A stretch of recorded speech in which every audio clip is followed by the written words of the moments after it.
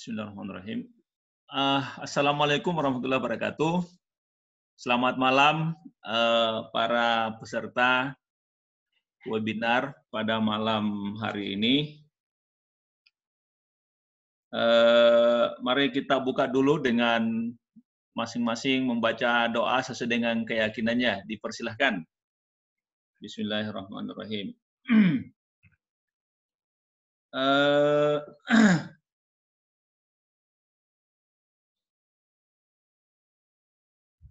Malam ini tema diskusi kita adalah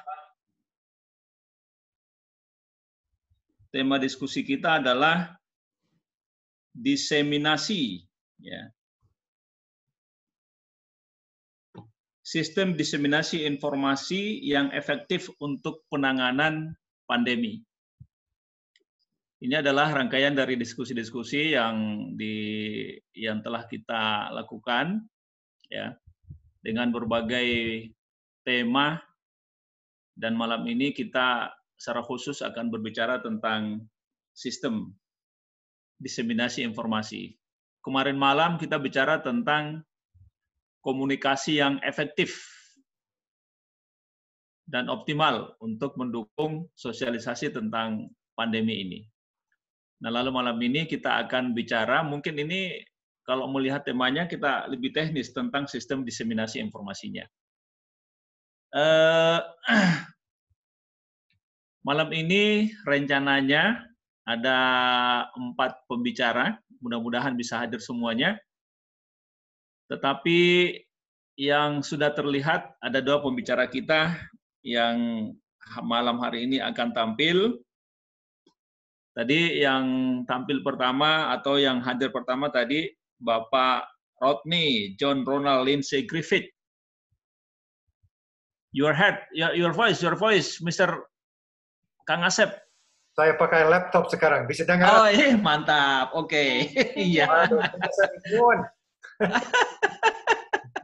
Mantap. Ya, Kang Asep ini atau Jenderal Rodney adalah Atase Laut Australia untuk Indonesia, ya. Akan sharing ide beliau malam hari ini tentang bagaimana sebaiknya sistem diseminasi informasi untuk pandemi ini.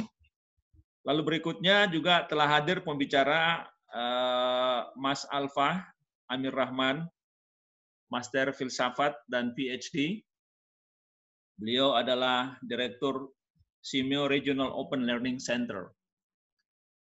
Juga akan menyampaikan materinya kepada kita semuanya pada malam hari ini. Ya. Kemudian Pak Bang Eko sudah hadir belum? Monitor. Iya, mantap Bang Eko, ya. Monitor. Putus-putus suaranya Bang Eko. Oke Bang Eko ya. Jadi beliau adalah Kombes Polisi Dr. Eko Rudi Sudarto, SIK MSI. Oke, baik. Saya cari spot dulu. Nanti saya cari spot, Bang Rudi. Oke, iya. Iya, silakan Bang Eko. Kami tunggu ya. Bang Eko juga akan menjadi salah seorang pembicara pada malam hari ini. Beliau dari Polri, Kepolisian Republik Indonesia. Kemudian yang berikutnya itu adalah Pak Soleman Yusuf, MM. Beliau adalah Direktur Program dan Produksi RRI. Wah, ini dia ini. Pelaku di media massa langsung begitu ya. Cuma mudah-mudahan bisa hadir pada malam hari ini karena ada informasi beliau pesawatnya menuju Jakarta itu mengalami delay, tapi mudah-mudahan bisa segera sampai dan bisa tampil juga malam hari ini untuk sharing makalahnya kepada kita semuanya. Baik, untuk mempersingkat waktu, pembicara pertama saya persilakan dulu saja kepada Kang Asep, kepada Pak Rodney untuk menyampaikan makalahnya, ya. Pak Rodney, dipersilahkan. Terima kasih. 15 menit Pak Rodney, 15 menit maksimal. Oh ya, lebih dari cukup Mas ya. Oke, mantap. Okay. Assalamualaikum warahmatullahi wabarakatuh. Sebenarnya Pak, saya baru kembali dari Australia 1 bulan yang lalu. Oi. Dan sebenarnya saya ikut Lemhanas IKAL 60 tahun ini. Tapi saya dipaksa kembali ke Australia bulan Maret. Ya. Karena situasi di Indonesia sedikit bahaya. Jadi menurut pihak Australia lebih baik kalau saya kembali ke Australia dan masih bisa belajar di online. Sebenarnya saya sangat menghargai kesempatan ini untuk ikut diskusi tentang COVID karena seperti kita semua tahu itu yang topik yang paling penting untuk semua yang kita sekarang.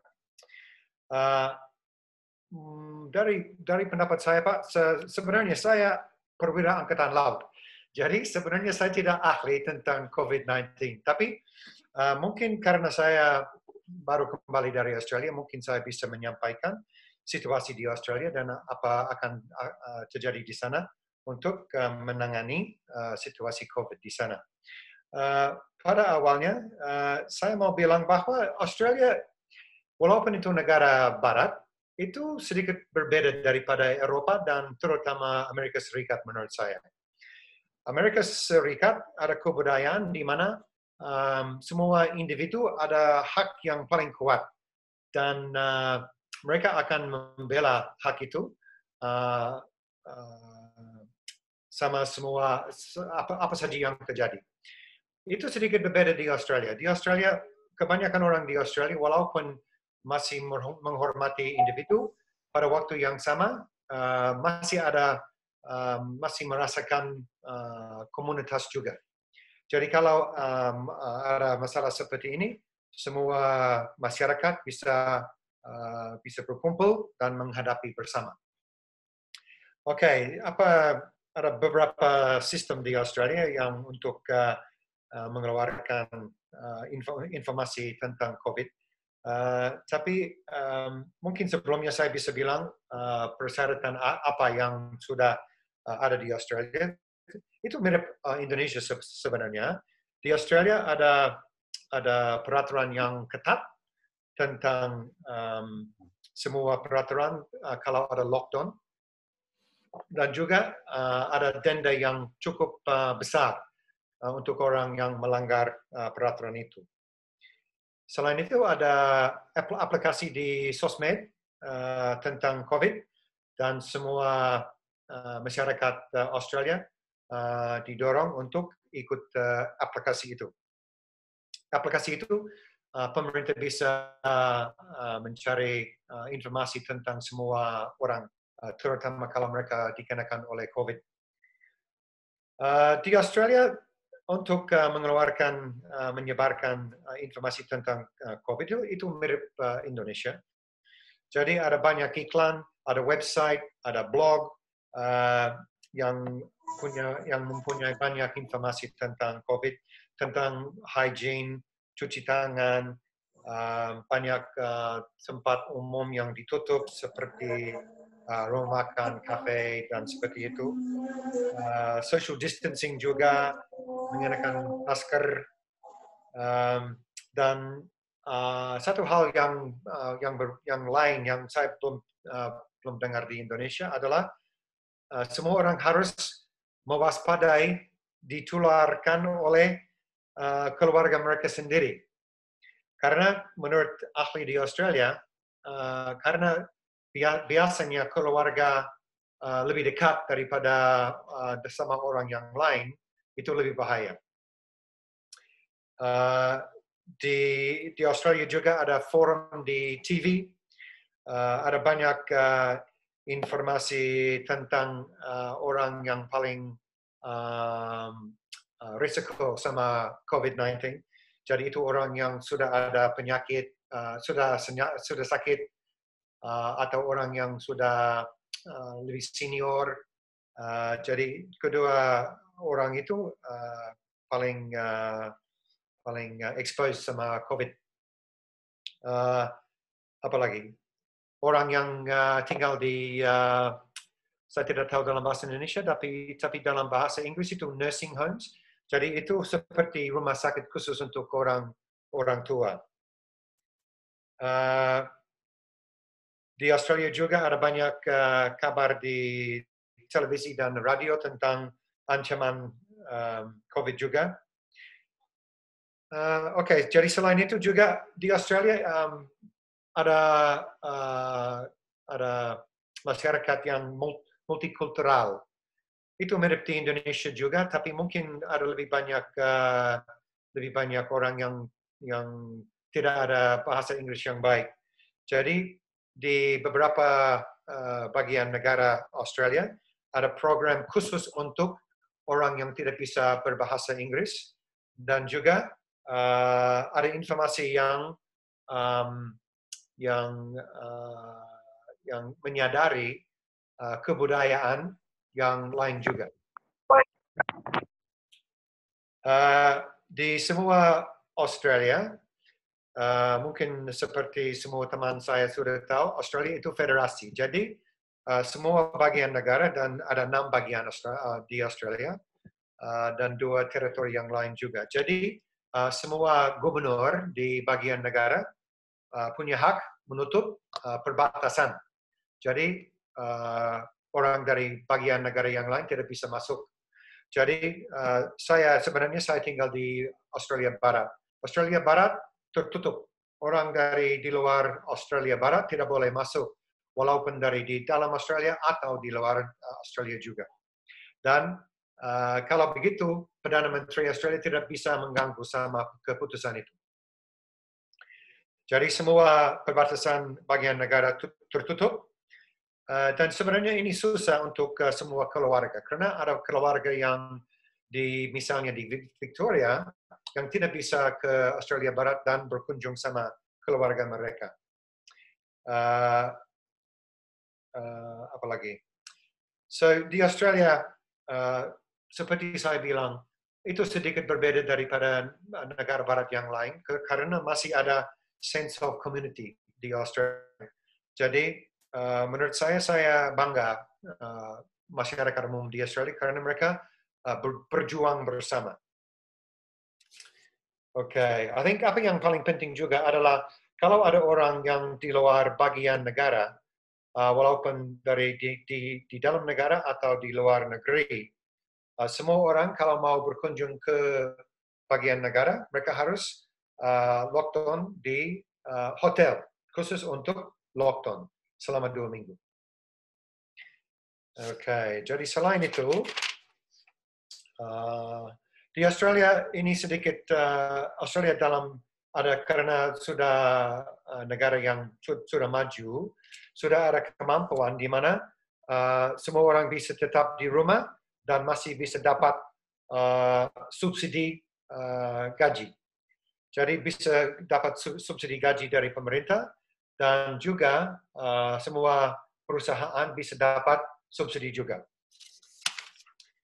Oke.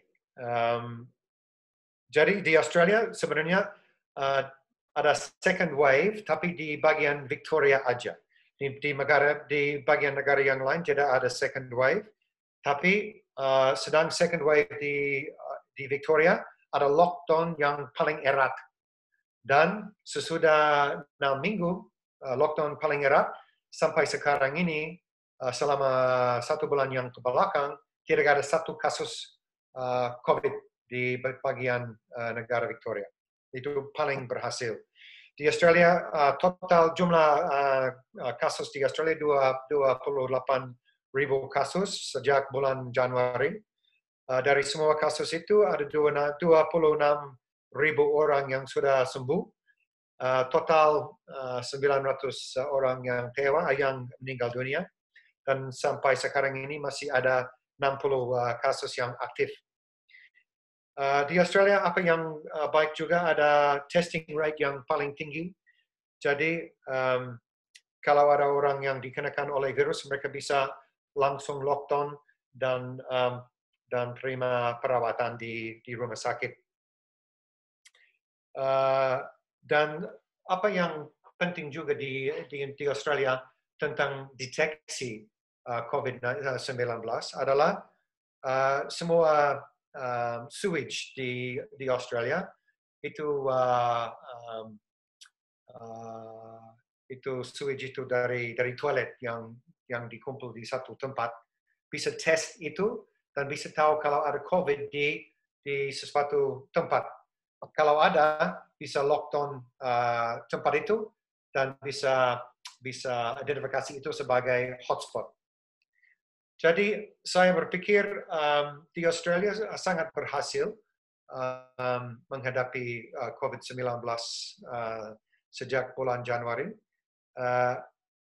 Jadi saya berpikir mungkin ada beberapa contoh yang Indonesia bisa adopsi. Tapi apa yang saya tahu bahwa seperti saya bilang, di Indonesia itu sedikit lebih susah karena di Australia bisa lockdown dengan erat dan semua masyarakat bisa dapat tunjangan dari pemerintah. Apa yang saya tahu, mungkin tidak ada cukup banyak dana di Indonesia untuk itu. Itu satu masalah yang berbeda daripada Australia. Ya, mungkin demikian. Itu cukup dari saya, Mas. Ya. Terima kasih.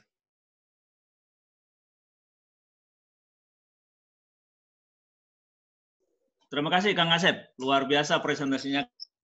Jadi beliau menjelaskan kepada kita semuanya tentang bagaimana praktek di Australia di dalam menahan laju perkembangan pandemi ini yang tadi disampaikan oleh Kang Asep. Australia dalam hal ini cukup berhasil begitu ya. Baik, untuk sementara ya. Kita cukupkan Kang Asep dan kita beralih ke pembicara berikutnya yaitu Mas Alfa. Mas Alfa nanti akan menyampaikan tema tentang diseminasi informasi kaitannya dengan penyelenggaraan pendidikan ya. Beliau pakar pendidikan, bergerak di bidang pendidikan ya. Nah, baik Mas Alfa dipersilakan ya, 15 menit. Silakan Mas Alfa.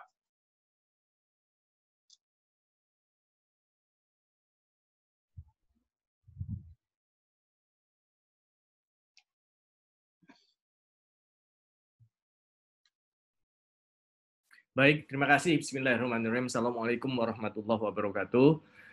Selamat malam, salam sejahtera untuk kita semua. Pertama-tama saya ucapkan terima kasih atas undangan untuk bisa hadir di webinar yang saya kira sangat penting ini. Yang saya hormati juga tim pakar Satuan Tugas Penanganan COVID-19 dan rekan-rekan IKAL 60. Mas Wajdi sebagai moderator, Kang Asep, Kombes Eko, juga Mas Sulaiman ya, yang mungkin nanti sudah akan hadir bersama dengan kita.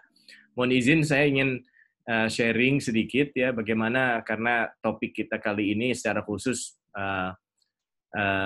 menyebutkan atau menggariskan mengenai diseminasi ya, diseminasi informasi, sementara kebetulan saya bergerak di bidang pendidikan, jadi yang saya akan coba tukik itu lebih kepada bagaimana diseminasi pengetahuan ini tetap bisa berjalan melalui pembelajaran jarak jauh di masa pandemi ini, ya, atau distance learning. Bagaimana diseminasi pengetahuan bisa dilakukan melalui open and distance learning di masa pandemi ini.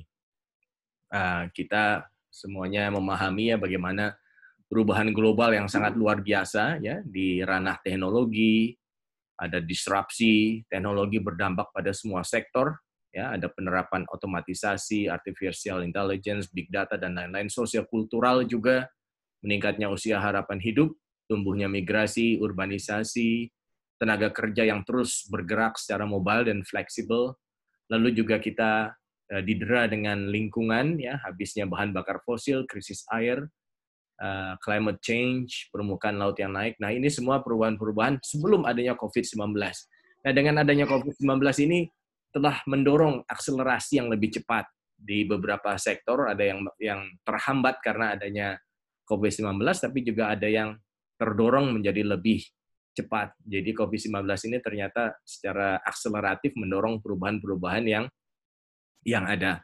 Di sektor pendidikan misalnya, ya, UNESCO mencatat ada 1,5 miliar siswa seluruh dunia yang terpaksa learn from home, belajar di rumah, ya, untuk supaya tidak terinfeksi dengan COVID-19 ini.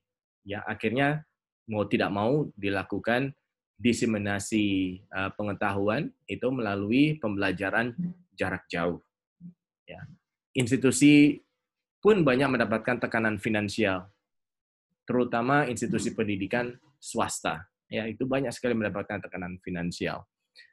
Lalu juga di dunia kerja juga terjadi perubahan yang luar biasa, akses digital ya terakselerasi, tekanan yang lebih besar untuk memperbarui keterampilan, misalnya cyber security skill, juga peluang kewirausahaan juga ikut terpengaruh.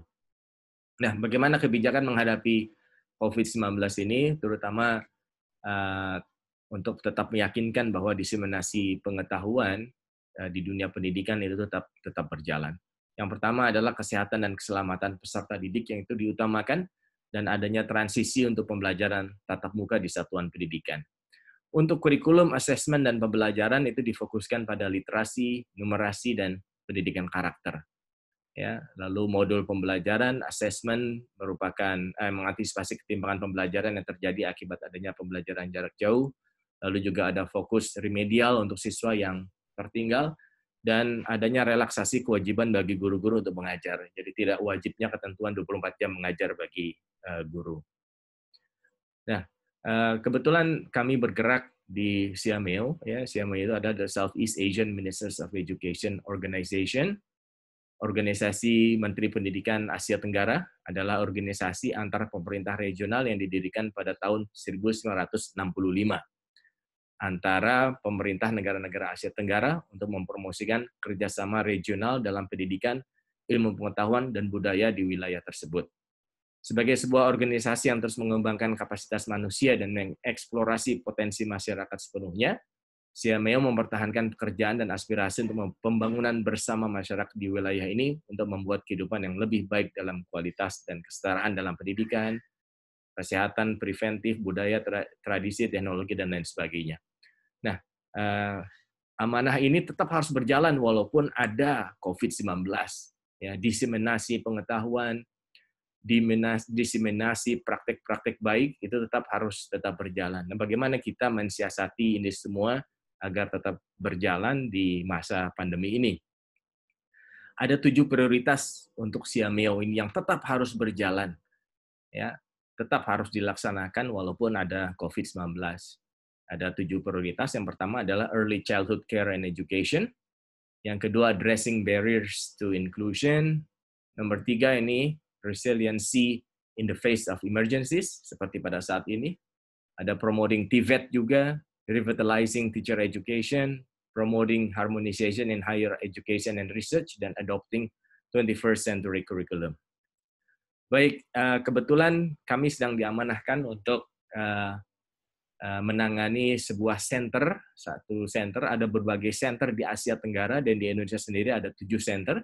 Salah satunya adalah SIAMOLEC, yaitu SIAMEO Regional Open Learning Center, yang kebetulan bergerak di bidang diseminasi pengetahuan melalui pembelajaran jarak jauh, yang saya kira sangat timely, sangat pas sekali dengan kondisi pandemi COVID-19 yang mendera dunia dan juga bangsa kita. Ya, ada 4 tugas utama dari SIAMOLEC. Yang pertama adalah menjadi pusat keunggulan dan keahlian bidang pendidikan terbuka dan jarak jauh. Itu visinya. Misinya membantu negara-negara SIAMEO dalam mengidentifikasi masalah pendidikan. Ya. Dan ada 4 tugas utama: pelatihan, ya, lalu riset dan pengembangan, penyebarluasan informasi atau diseminasi informasi, dan pendampingan. Baik, saya berusaha singkat saja. Untuk yang pelatihan ini kita ada 15 mata pelatihan yang diseminasinya, pengelolaannya kita tetap lakukan secara jarak jauh. Ya, selama ini juga kami lakukan secara jauh. Ada pelatihan tatap muka, tapi dengan adanya COVID-19 ini kita alihkan semuanya menjadi betul-betul pembelajaran jarak jauh. Ya, ada 15 mata latihan yang kita berikan pelayanan ini kepada masyarakat secara gratis, ya, karena ini didukung oleh APBN melalui Kementerian Pendidikan dan Kebudayaan Republik Indonesia. Ada visualisasi 3D, digital class, ada desain infografis, Internet of Things, dan lain sebagainya, ya. Ada augmented reality, virtual reality, hingga bagaimana memanage atau mengelola pembelajaran jarak jauh. Kita juga memberikan pelatihan itu kepada masyarakat. Untuk training, ya, kita meningkatkan SDM, peserta training, kita lihat yang daring ini ada sekian, tatap mukanya sekian, ini sebelum ada pandemi, tapi setelah pandemi kita alihkan menjadi jarak jauh semua. Kita juga menyelenggarakan virtual coordinator training, kalau ini betul-betul sebelum pandemi pun kita sudah menyelenggarakannya, pengelolaannya secara jarak jauh, ya, pesertanya lumayan berfluktuasi, yang pertama 300, lalu yang kedua 500, yang keempat sampai 14.000, yang kelima 7.000, ya, dan alhamdulillah alumninya sudah banyak tersebar di seluruh Indonesia dan mereka semua menjalin kerjasama, jejaring network dengan kolega-kolega guru se-Asia Tenggara, bukan juga se-Asia Tenggara, tapi juga beyond Southeast Asia, juga dengan Australia, ya, dan negara-negara yang lainnya. Lalu kami juga dengan adanya COVID-19 ini, di masa darurat ini, menyelenggarakan Siam Welek Mini Lecture Series, ini bekerja sama dengan Direktorat Sekolah Menengah Kejuruan di Kemendikbud, ya. Kami menghadirkan Siam Welek Mini Lecture Series yang dirancang ditujukan khusus untuk para tenaga pengajar, guru, dosen di Indonesia. Ya. Dan ini ada 3 gelombang yang diikuti hampir 2.000 pendidik di Indonesia ketika masa pandemi kemarin. Lalu setelah kami berhasil menyelenggarakan secara nasional, kami menyelenggarakan juga secara regional, yang pesertanya Asia Tenggara, bukan hanya di Indonesia, ada 3.000 peserta. Dari mereka semua adalah educators, ya, pendidik dari 11 negara Asia Tenggara, dan juga negara lainnya seperti Jerman, Prancis, Belanda, Uni Emirat Arab, India, Oman, Kuwait, Bahrain, dan Nigeria. Jadi kemarin kami menyelenggarakan ini sebagai satu bentuk ikhtiar kami untuk tetap mendiseminasi pengetahuan di masa pandemi ini. Selain itu kami juga ada riset dan pengembangan, ya, ada 7 model pendidikan terbuka dan jarak jauh yang sedang kami kembangkan, Bapak Ibu sekalian. Yang pertama adalah pengembangan pendidikan jarak jauh mode konsorsium di tingkat perguruan tinggi, pengembangan blended learning di pendidikan vokasi, pengembangan artificial intelligence untuk pendidikan jarak jauh, pengembangan media pembelajaran berbasis augmented reality dan virtual reality di jenjang pendidikan menengah, pengembangan blended learning keahlian AR VR berbasis MOOC, ya, untuk pendidikan vokasi di Asia Tenggara, pengembangan blended learning keahlian IoT dan IoT Cloud Platform MOOC di Asia Tenggara, dan online course development by utilizing Common ASEAN Curriculum, Tourism Curriculum, CATC for Southeast Asia. Selain itu juga kita juga ada diseminasi informasi, Bapak Ibu sekalian. Ya, kalau sebelumnya kita mencetak, ya, dan menyebarkannya, sekarang dengan adanya COVID-19 ini sistem diseminasi informasinya tetap kita lakukan, namun sebagian besar mostly melalui digital magazines, digital leaflets, ya, yang kita sebarkan kepada seluruh mitra-mitra kami di nasional maupun di Asia Tenggara. Kami juga menyelenggarakan webinar internasional beberapa kali, the joint webinar on educational technology to support online learning, ya, kebetulan didukung oleh ambassador di Embassy of Finland to Indonesia, dan juga kami menghadirkan Direktur Southeast Asian Ministers of Education Organization Sekretariat. Jadi direktur kami adanya di Bangkok, ya, kantornya sekretariat itu Dr. Ethel Agnes Valenzuela, ya, beliau juga ikut menjadi pembicara, juga beberapa seminar internasional lainnya sebagai ikhtiar kami mendiseminasi informasi, termasuk juga bagaimana penanganan COVID-19 ini di dunia pendidikan. Webinar nasional, kami juga menyelenggarakan webinar ini yang menghadirkan Direktur GTK, Guru Tenaga Pendidikan dari Kemdikbud, juga Rektor Universitas Terbuka, Profesor Ojat Darojat, ya, dan saya sendiri. Nah, kami juga menyelenggarakan pendampingan Bapak Ibu sekalian di era pandemi COVID-19 ini bersama Kemdikbud, ya. Kami bersama menghadapi permasalahan atau tantangan, ya, dengan adanya COVID-19 ini. Kemendikbud merekomendasikan 4 platform daring Simulek untuk digunakan secara nasional selama belajar dari rumah, yaitu Simulek LMS Siajar, Simulink e-learning dan sumber belajar, dan Simulink MOOC, Massive Open Online Course. Kita punya banyak sekali pelatihan di MOOC ini yang bisa diakses, yang bisa dimanfaatkan oleh Bapak Ibu sekalian, terutama guru-guru dan Sini. Dan kamera kemana? Baik, lalu juga ada pendampingan pada Direktorat Dikmas dan Diksus. Ini selama masa pandemi COVID-19 ini, Bapak Ibu sekalian, penggunaan platform setara daring yang kami kembangkan untuk Kemendikbud itu meningkat secara signifikan. Ini khusus untuk setara daring, untuk paket A, B, dan C. Ya, itu sampai data per 15 September kemarin, ya, ada 1.456 satuan pendidikan formal, 1.752 kelas ujian dalam jaringan, dan pengguna aktifnya mencapai 49.810. Jadi ternyata ikhtiar kita untuk tetap mendiseminasikan informasi, pengetahuan, dan keterampilan tetap berjalan walaupun ada COVID-19 ini. Kami juga menyelenggarakan pendampingan pada Direktorat Kursus dan Pelatihan, Direktorat Jenderal Vokasi Kementerian Pendidikan dan Kebudayaan, ya, mendesain panduan pembelajaran daring, ya, pengunggahan materi ke sistem MOOC, pelaksanaan video conference, dan lain sebagainya. Juga kami melakukan pendampingan pada sekolah Indonesia di luar negeri.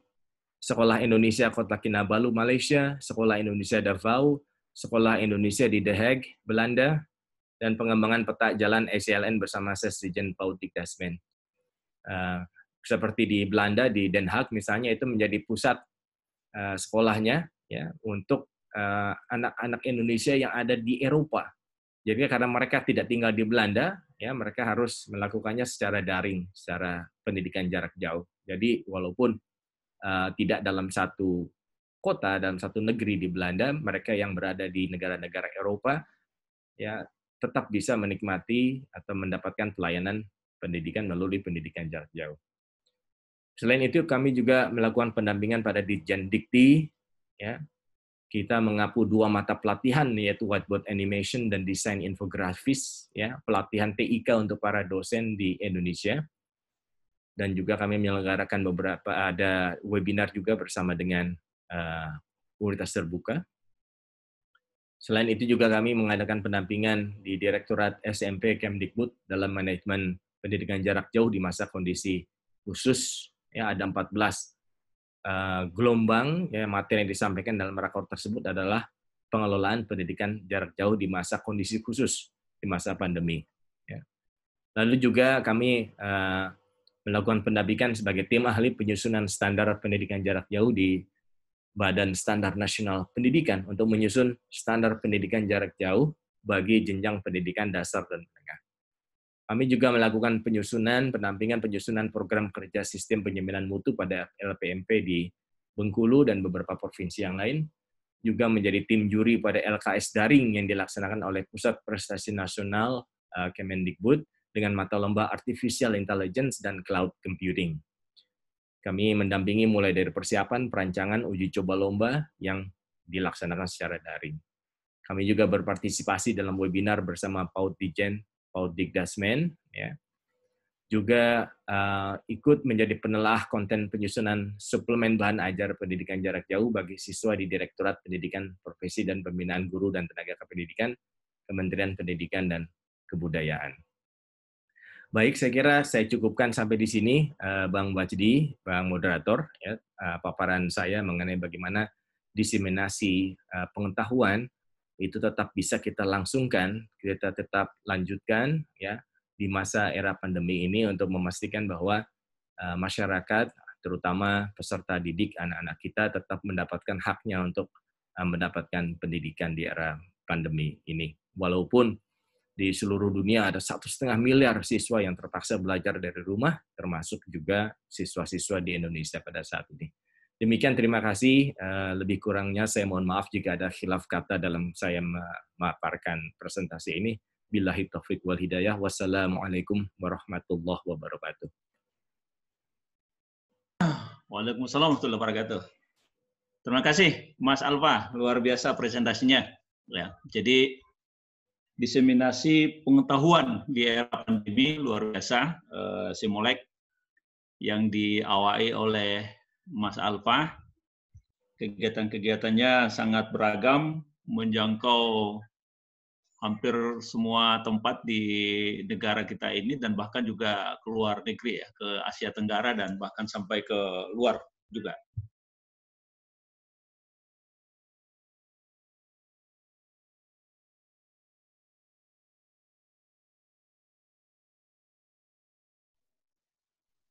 Unmute.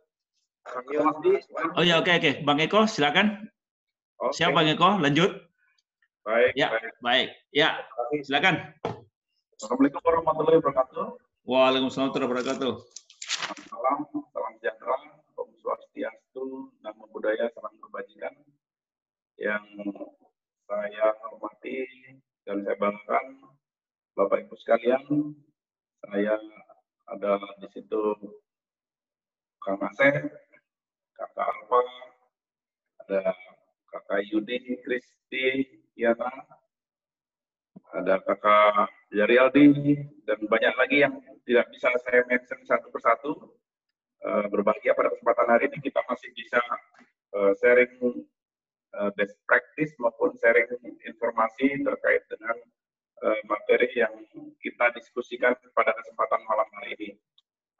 Sebelumnya saya izinkan menggunakan bahasanya Kang Asep, jadi ini agak sedikit kontradiksi dengan Bang Asep tadi menggunakan informasi kita, tapi saya akan menggunakan bahasanya Kang Asep, namun esensinya tidak akan jauh.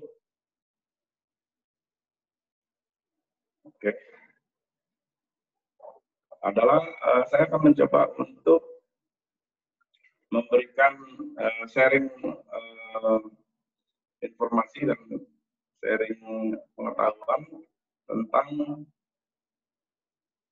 penggunaan internet sebagai sarana dalam diseminasi informasi untuk menyebarkan informasi.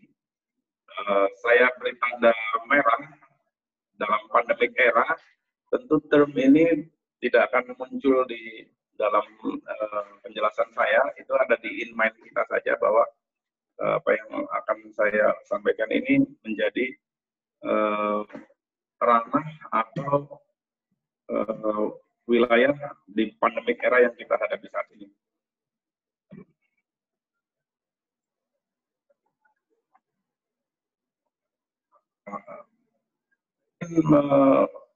Makan persepsi dulu, sebagaimana dissemination itu adalah dari kata asing, bahasa Inggris, tapi setiap negara tentu saja punya bahasanya. Nah, di kita adalah diseminasi, yang artinya spread something atau disperse. Mungkin Kang Asep lebih clearly understand ya.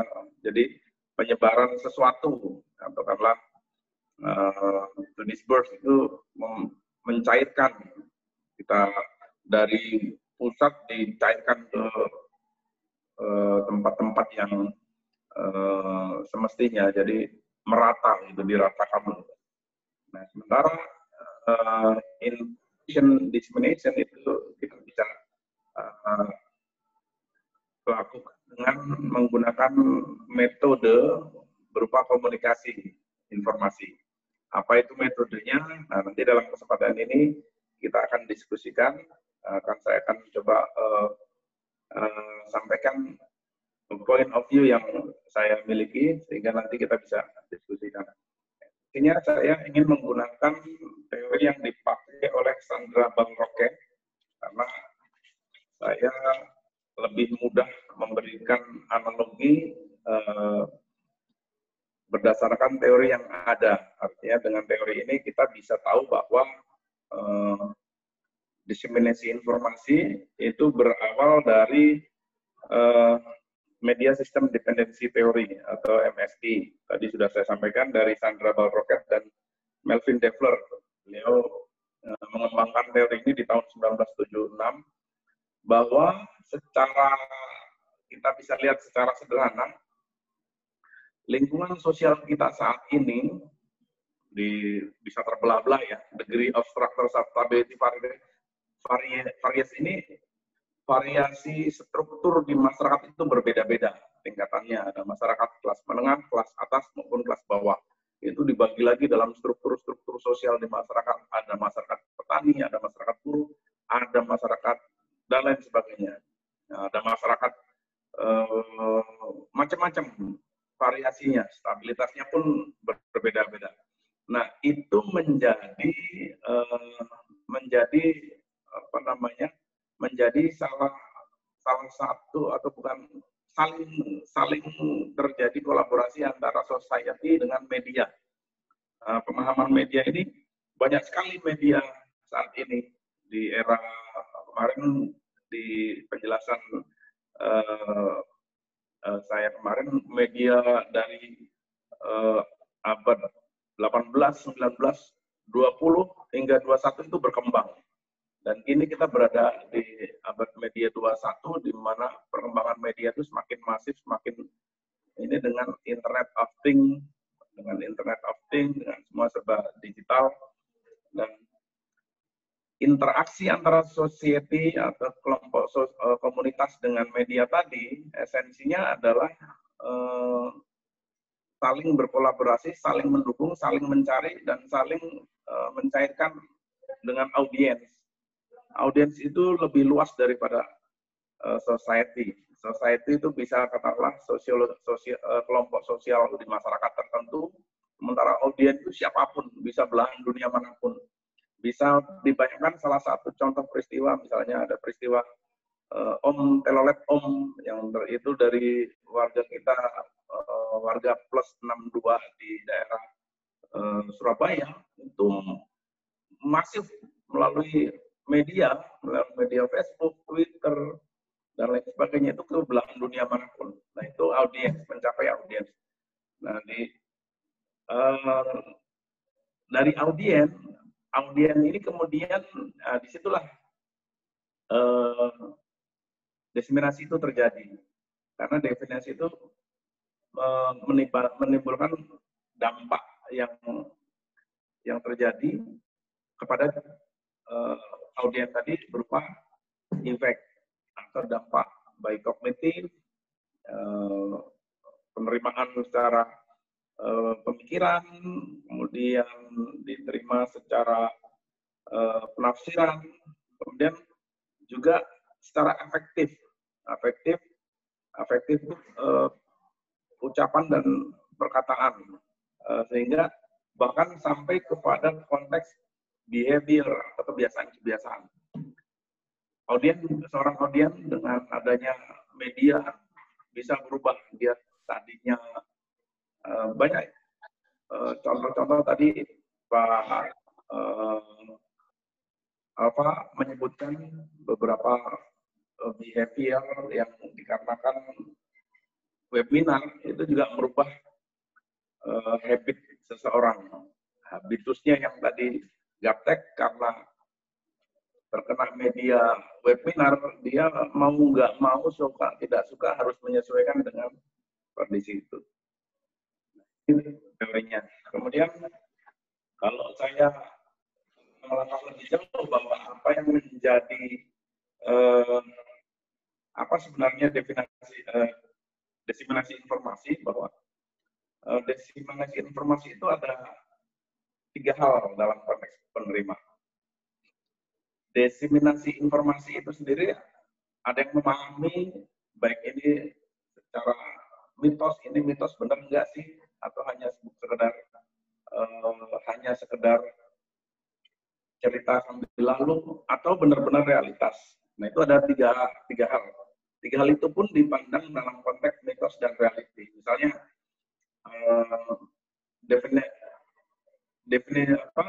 diseminasi informasi itu sifatnya ada yang pasif, kemudian mekanismenya ada atribut melalui pesan yang sifatnya netral, kemudian penerimaannya, outcomes-nya, menerima itu ada yang secara aktif.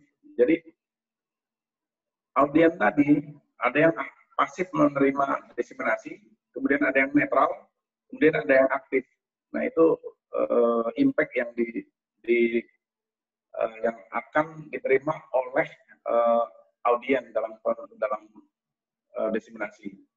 Saya mungkin tidak, kalau saya jelaskan dalam konteks kepolisian misalnya, diseminasi informasi, polisi misalnya mengatakan bahwa wilayah-wilayah rawan di seluruh Jawa selama pelaksanaan, katakanlah selama pelaksanaan PAM Natal dan Tahun Baru akan digelar seluruh wilayah-wilayah rawan. Nah, kalau pasif dia akan mengatakan, oh ya, jika itu memang tergelar ya kita akan menikmati akses itu. Tapi itu mitosnya. Realitanya, nggak perlu digelar, aman juga gitu. Itu pasif. Sementara kalau netral akan mengatakan kalau itu disediakan maka kita akan memahami. Jadi memang itu sudah tugasnya polisi, gitu. Itu netral. Realitasnya mengatakan, nah ini nggak normal nih, netral aja, nggak normal. Nah itu adalah mekanisme penerimaan. Demikian juga kalau aktif dengan adanya penggelaran polisi di Natal dan Tahun Baru, maka dia akan mengatakan, wah kita harus gunakan ini sebaik mungkin. Misalnya.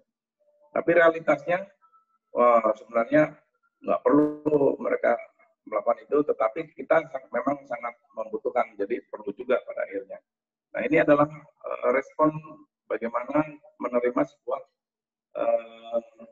penyebaran informasi. Berikutnya saya akan menjelaskan bagaimana model informasi yang disebut melalui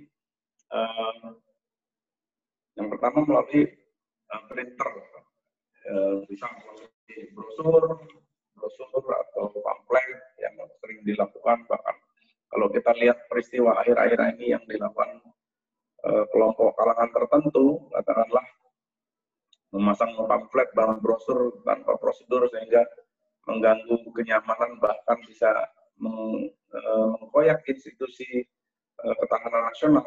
Itu adalah sebagai contoh saja. Kemudian ada publikasi, baik laporan-laporan, kertas-kertas surat, kemudian selebaran-selebaran.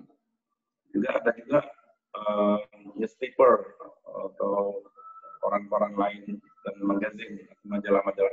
Dan juga ada mekanisme disinformasi itu, dissemination informasi itu melalui meeting dan conference. Nah, apa yang kita lakukan ini juga merupakan bagian dari dissemination informasi atau penyebaran informasi. Informasi apa? Ya, informasi bagaimana kita membracket tadi yang saya emphasizing atau yang saya tegaskan dalam blot merah tadi. Kemudian radio itu juga dissemination informasi, penyebaran informasi yang lain, juga TV.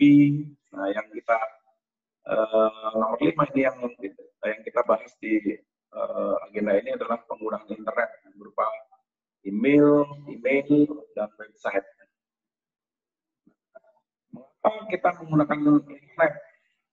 Banyak sekali penggunaan internet ternyata lebih efektif dan tidak mahal, kemudian cepat dan efisien, mudah untuk diupdate dan selalu tersedia setiap saat, kemudian menjangkau audiens yang luas, dan demikian juga mencapai target yang luas, dan aksesnya itu mudah untuk semua pengguna.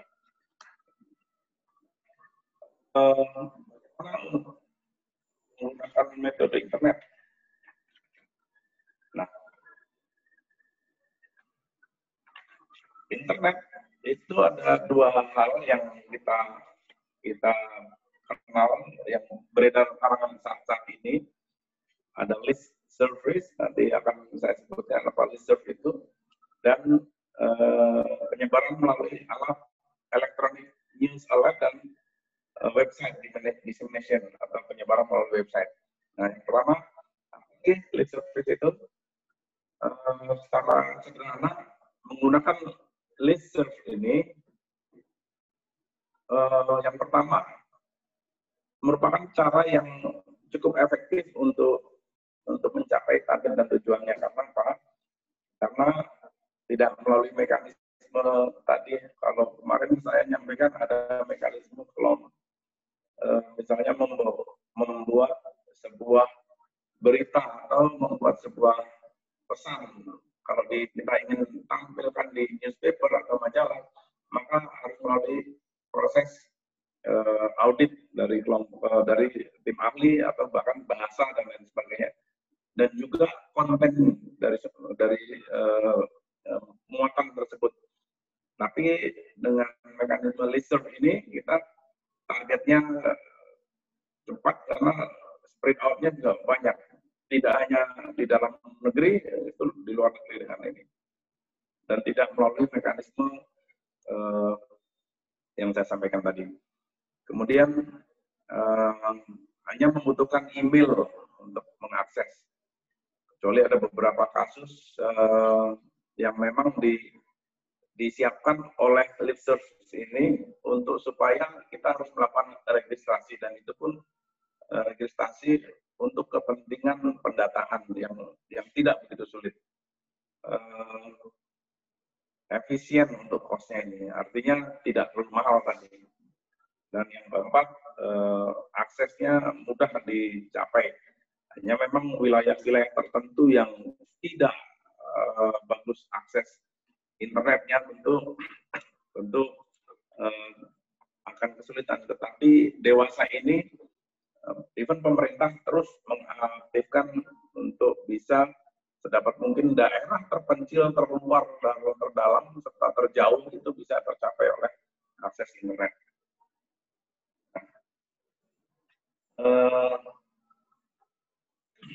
Diseminasi ini, alatnya adalah yang pertama menggunakan electronic news alert. Apa itu electronic news alert? Yaitu media yang memang harus terkonek pada sarana atau peralatan elektronik. Kalau tidak ada lampu, kalau tidak ada elektronik devices, ya kita akan ada kesulitan.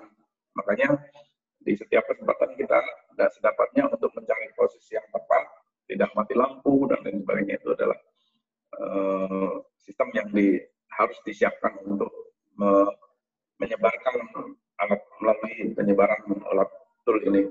Kemudian yang berikutnya adalah dissemination website. Nah, ini membutuhkan membangun website tersendiri. Untuk membangun website, ini dimaksudkan bangunan website yang kita ciptakan itu tentu akan menjangkau audiens atau pelanggan atau katakanlah orang-orang, agen-agen yang jumlahnya tidak sedikit, bisa luas ini. Tergantung bagaimana kita mengemas diseminasi tersebut. Kalau diseminasi tersebut menarik, tentu pengunjungnya akan banyak.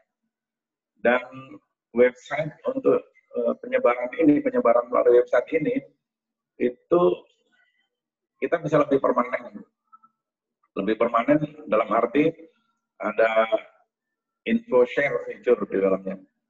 Saya membuat website, saya pribadi, saya katakan bukan pribadi, saya membangun struktur yang namanya Binmas Noken Polri. Nah, Binmas Noken Polri itu saya buatkan website www.binmasnokenpolri.com dari 2018.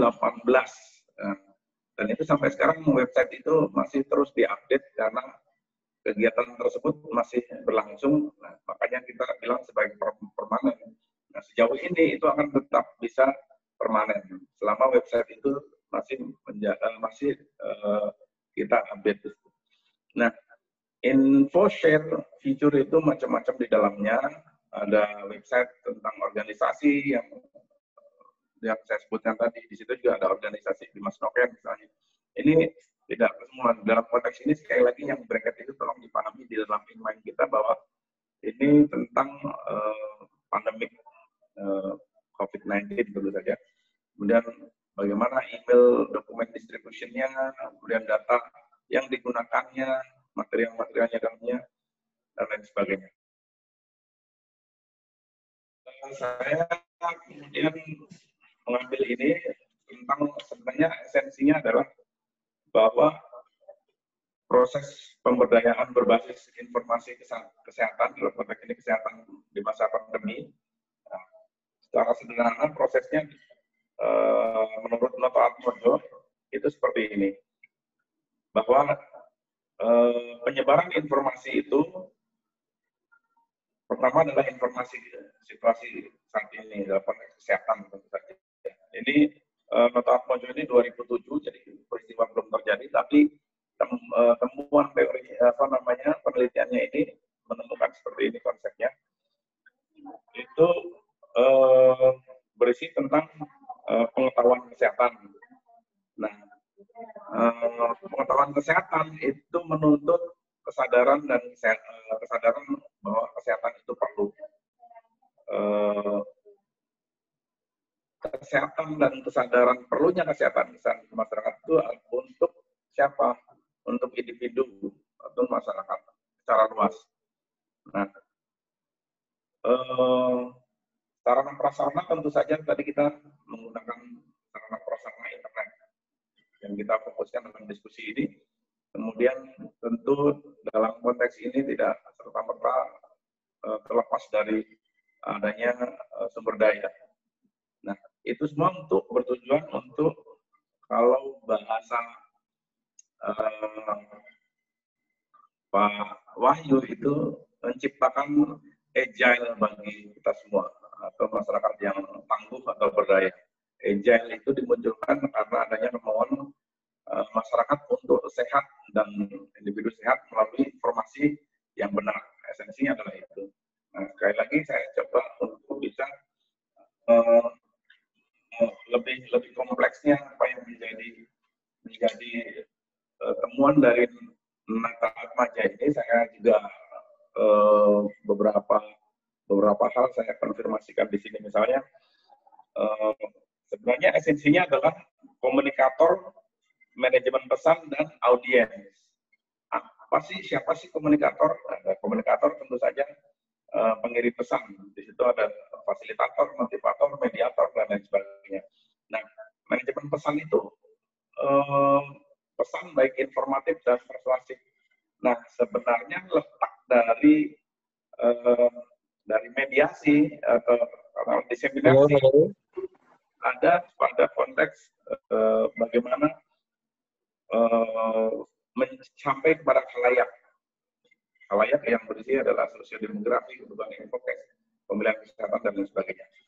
Tujuan akhir adalah kesehatan dan lain sebagainya. Kita bisa lihat masyarakat sadar, tahu, dan paham akan kesehatan, kemudian kemauan untuk tetap hidup sehat, kemudian kemauan masyarakat.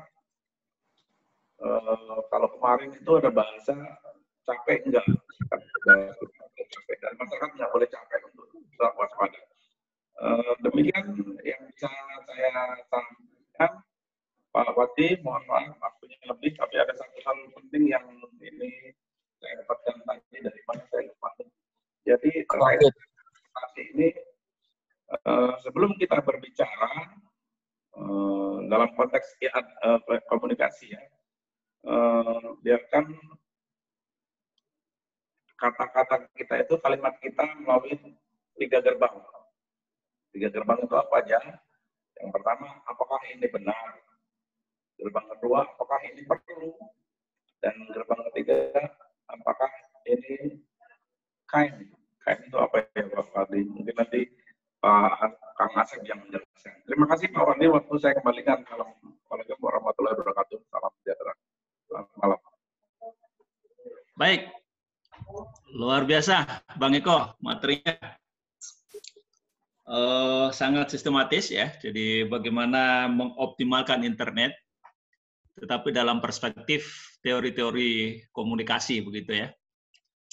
Dari awal sampai nanti, ya memang tujuan akhir dari diseminasi itu adalah bagaimana masyarakat paham, kemudian tergerak hatinya untuk melaksanakan sesuatu yang dipahami itu, dan kemudian berdaya untuk melakukan apa yang sudah difahami itu.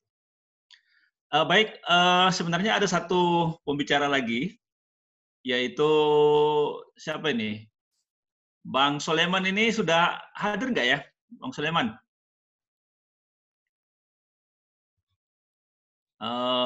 Ini sepertinya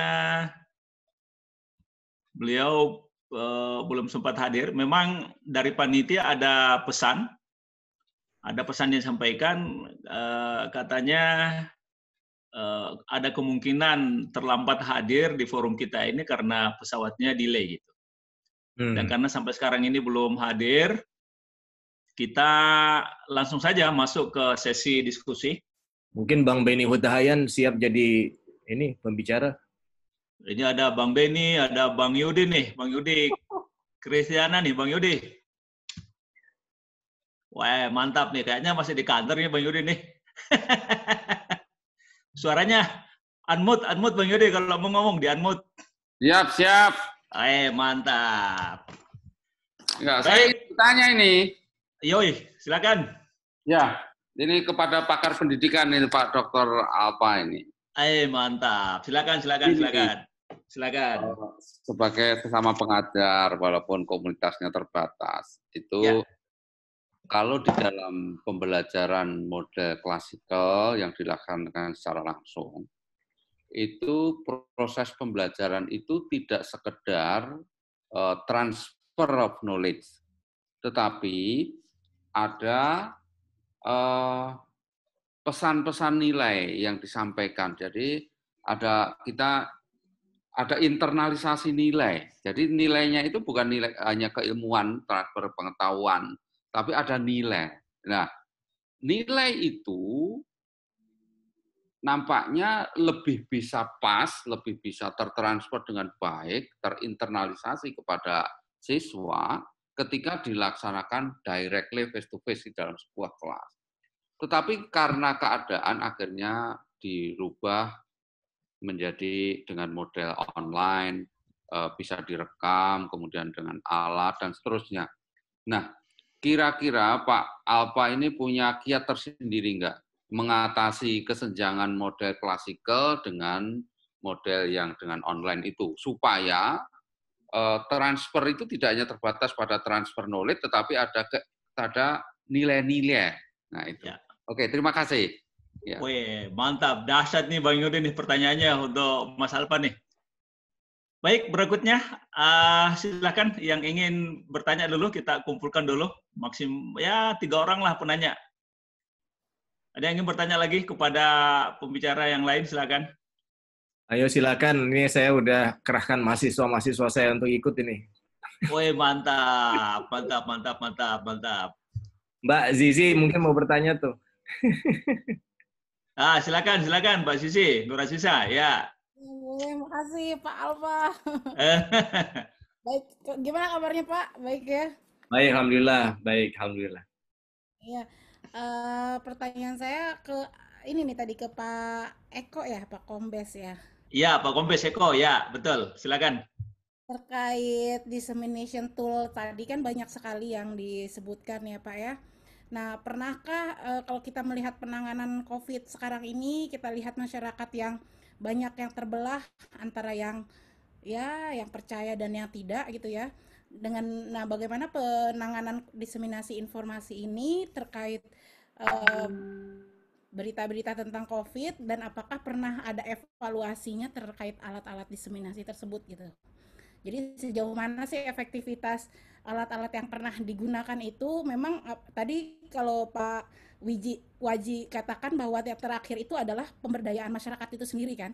Nah, bagaimana sampai masyarakat itu sampai bisa ya berperilakunya berubah gitu ya dengan alat-alat diseminasi yang sudah dilakukan gitu, yang sudah digunakan gitu ya. Seperti itu.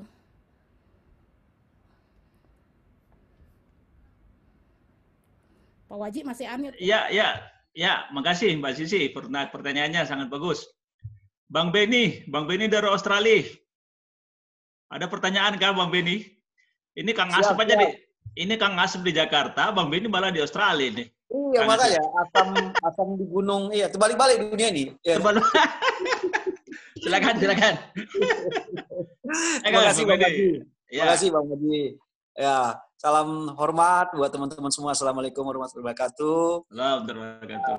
Terima kasih Pak Moderator, Bang Haji, luar biasa Pak Haji. Pertanyaan saya terkait ini pertama ke Pak Kang Asep ini. Kang Asep, ini luar biasa. Kang Asep ini bisa merasakan ya bagaimana efektifnya Western Australia Pak Asep ya. Kita tinggal di Perth ini sekarang ini bisa dikatakan diseminasi informasinya itu sangat bagus begitu ya, sehingga di Perth sekarang ini bisa dikatakan kasusnya nol gitu ya. Mantap. Nol benar. Karena benar lockdown ya, informasinya betul-betul kompak begitu ya. Nah, saya tadi belum dengar tadi ininya Pak Asep ya sebenarnya karena terlambat masuk. Nah, menurut Pak Asep apa sih yang sangat efektif yang dilakukan oleh pemerintah Australia, Pak Asep, ataupun semua orang di sini, Pak Asep? Kalau kita lihat sekarang ini memang semua toko, semua stasiun itu selalu ada informasi-informasi yang ditempel-tempel gitu ya kan? Ada poster-poster itu semuanya pasti udah ada standar-standar ataupun standar 3M ya, gitu Pak. Jadi semua orang tuh udah pasang itu semua. Kemudian saya sampai hafal tuh simbol-simbol yang 3M itu tidak harus pakai masker, itu semua ada begitu ya Pak ya, gitu ya. Nah, bagaimana Bapak melihat yang efektif yang dilakukan oleh pemerintah Australia dan council ya, pemerintah daerah di Australia ini yang bisa kita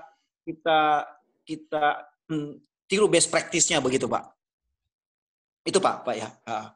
Terus kemudian sama Bang Alfa ini saya pertanyaannya, gimana kok bisa melayang Bang Alfa? Saya nggak bisa nanya. Gimana bisa melayang itu, berdiri melayang itu aja gitu. Supaya diseminasi informasinya saat pandemi bisa begitu ya.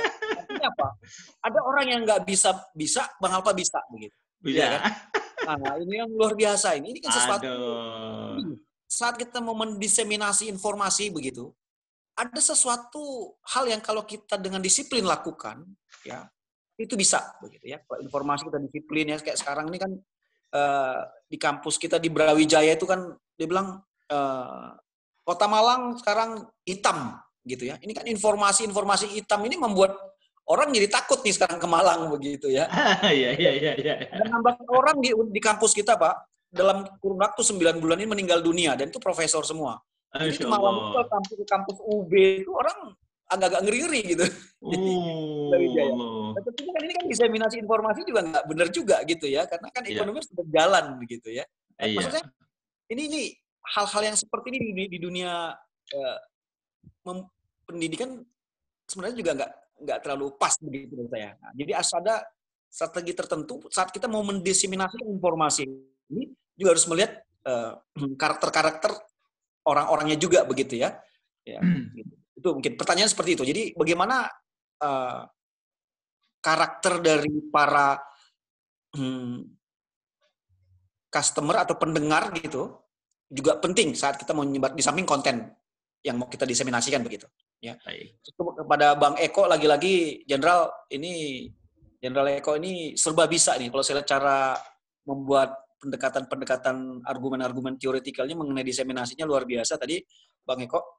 Lagi-lagi saya ingin mengatakan bahwa sejauh mana gitu ya polisi secara hukum begitu mempunyai peran yang sangat aktif gitu di dalam mendiseminasikan informasi ini gitu. Kalau kita lihat koridor-koridornya kan kalau kita ingin mendiseminasi informasi itu secara hukum itu kan batas antara hoak dan tidak hoak itu kan tipis begitu dan itu bisa pidana gitu. Nah sejauh mana dari sisi hukum ya ataupun dari sisi kepolisian itu bisa menahan atau membuat orang tidak menyebarkan kabar-kabar hoak ini gitu ya sehingga orang juga takut kayak kita kemarin itu Bang Eko kan bilang pasal 28 itu hoak itu 6 tahun loh ininya ancaman pidananya begitu nggak main-main ya hanya menyebarkan kita ngeklik menyebarkan satu WA itu bisa dituntut hukuman 6 tahun gitu ya. Itu kan dasar sekali. Nah, mendiseminasi ini kan ada aspek hukumnya. Nah, pertanyaan saya,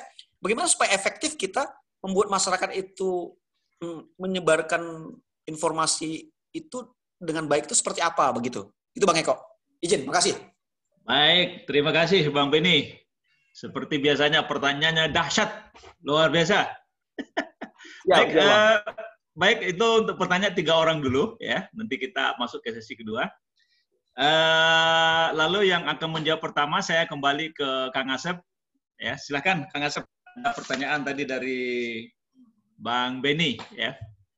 Jadi sekarang ini Kang Asep harus tahu nih, ini Bang Beni sedang posisi di Perth ini sekarang ini, sementara Kang Asep di Jakarta ini. Pak Beni saat ini di Perth ya? Di Perth ya. Iya Bang. Hebat sekali. Aman di Perth Mas Beni ya? Iya Bang Asep. Sudah 4 bulan. Oke, terima kasih Pak Beni. Saya harus komen dulu Pak Beni. Brewok Pak Beni sedikit Kumis. Tapi ya. Walaupun. Kumisnya muncul di Perth itu Bang Beni itu. Oke, so menurut saya Pak Beni dan semua rekan-rekan saya berpikir apa yang paling efektif di Australia, terutama di Perth, yang membela semua masyarakat dari COVID, mungkin saya bisa menghadapi Perth dulu. So Perth itu kota yang sangat isolasi di seluruh dunia, yang ada populasi yang di atas 1 juta orang, sejauh saya tahu. Jadi untuk Perth itu lebih gampang dari kebanyakan tempat yang lain karena sudah isolasi, ya.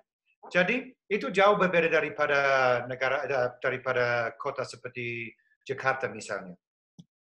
So itu lebih gampang untuk Perth. Tapi pada waktu yang sama, apa yang paling efektif di Perth adalah gubernur di Perth atau premier di Perth, Mark McGowan, sebenarnya dia mantan anggota Angkatan Laut. Jadi tidak heran dia baik ya. Menurut saya Pak Mark McGowan nama dia sangat tegas tentang lockdown di Australia Barat.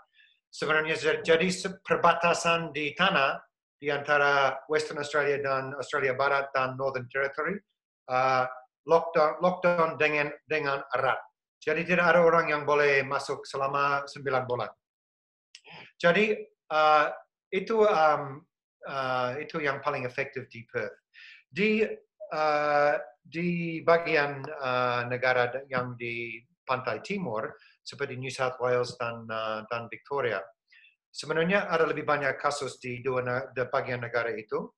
Tapi saya berpikir kenapa mereka akhir menjadi lebih efektif dari banyak tempat yang lain di dunia, itu karena saya tidak tahu dalam bahasa Indonesia, tapi dalam bahasa Inggris, case tracing. Apa itu dalam bahasa Indonesia, Pak Beni? Case tracing. Jadi misalnya kalau ada satu kasus, sorry Beni, unmute ya. Itu namanya 3T ya. Jadi 3T ya, tracing apa gitu ya, tracing. Jadi sistem untuk mengetahui rekam jejak seorang pasien begitu ya. Dia ketemu siapa sebelumnya, kemudian itu ya. Jadi pengetrekan begitu ya. Okay. Jadi 2 bagian negara yang paling besar di Australia itu New South Wales dan Victoria. Pada awalnya case tracing di New South Wales dan Victoria tidak cukup lengkap. Jadi ada beberapa kejadian yang tidak baik, di mana beberapa kasus saja di hotel dan kasus itu dari luar negeri datang ke Victoria dan dengan cepat disebarkan. Jadi sesudah beberapa bulan mereka menjadi jauh lebih pintar tentang case tracing. Jadi jadi kalau saya harus menyampaikan kenapa Australia berhasil, saya harus bilang bahwa Australia itu sebenarnya itu pulau, jadi tidak terlalu susah lockdown Australia, terutama kalau tidak mau berkunjung dari luar negeri.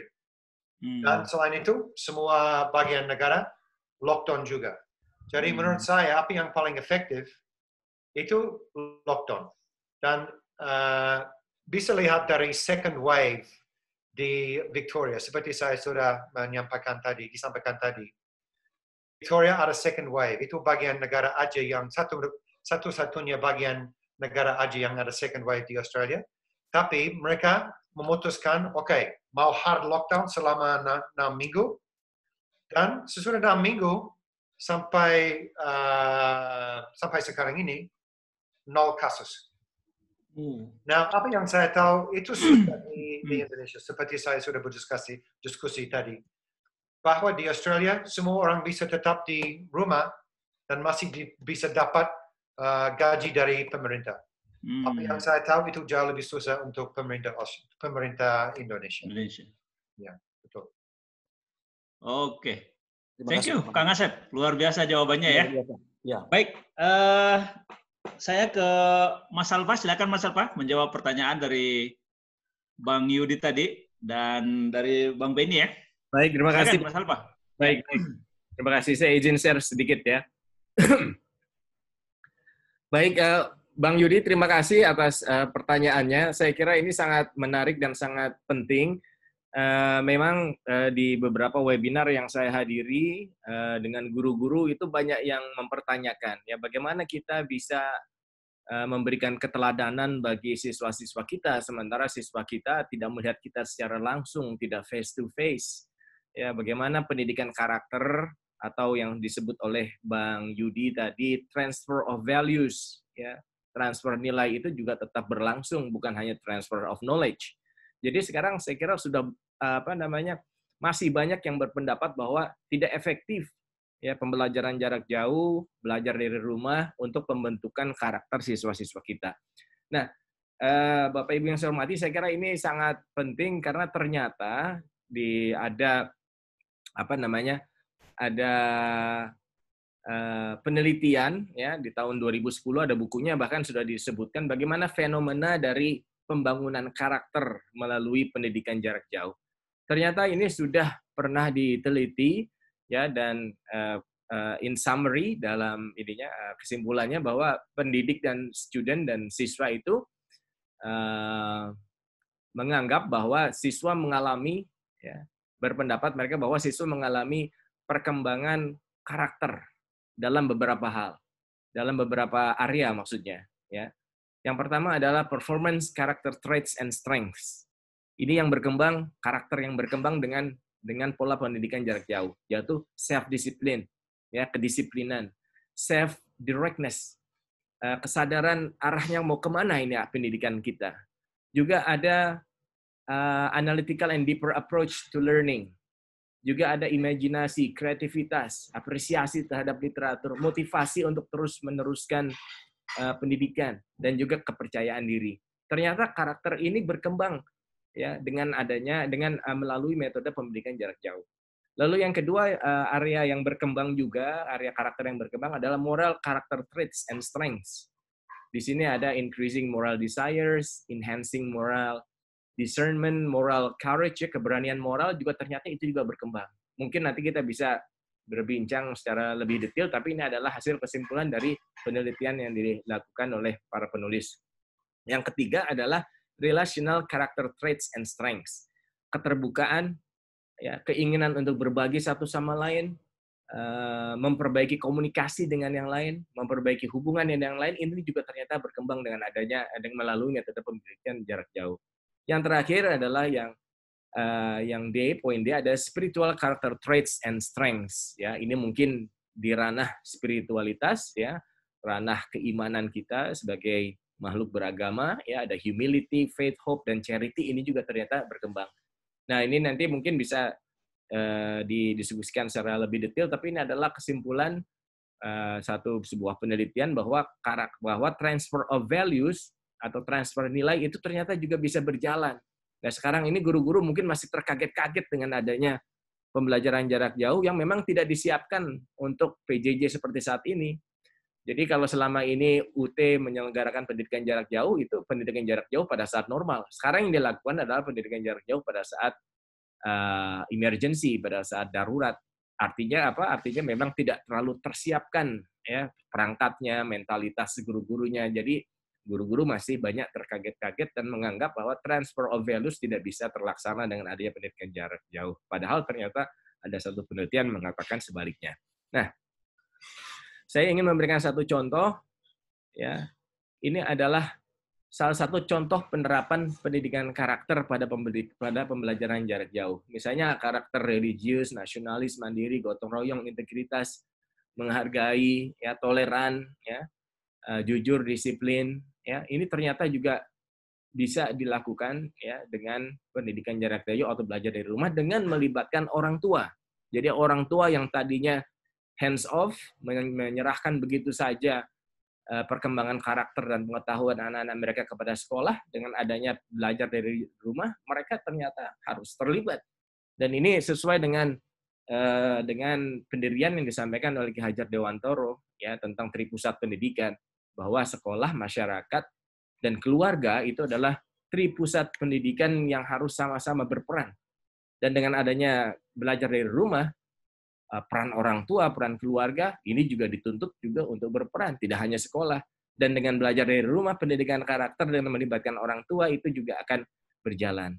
Ini misalnya salah satu jadwal yang disiapkan. Sebelum pembelajaran daring dimulai, itu harus merapikan tempat tidur, beribadah, berolahraga, membantu pekerjaan domestik, membantu menyiapkan sarapan pagi, mempersiapkan pembelajaran jarak jauh. Ya. Lalu pada saat pendidikan jarak jauh, itu anak-anak harus disiplin, melakukan presensi, berdoa, melaksanakan pembelajaran jarak jauh dengan baik, melaksanakan tugas, mengirim tugas pada waktunya. Itu semua adalah aktivitas-aktivitas di mana karakter bisa terbangun. Ada karakter kejujuran di situ, ada karakter disiplin di situ ya. Lalu juga kegiatan pembiasaan siang, misalnya beribadah, membantu pekerjaan domestik orang tuanya, bermain, lalu melakukan kegiatan positif.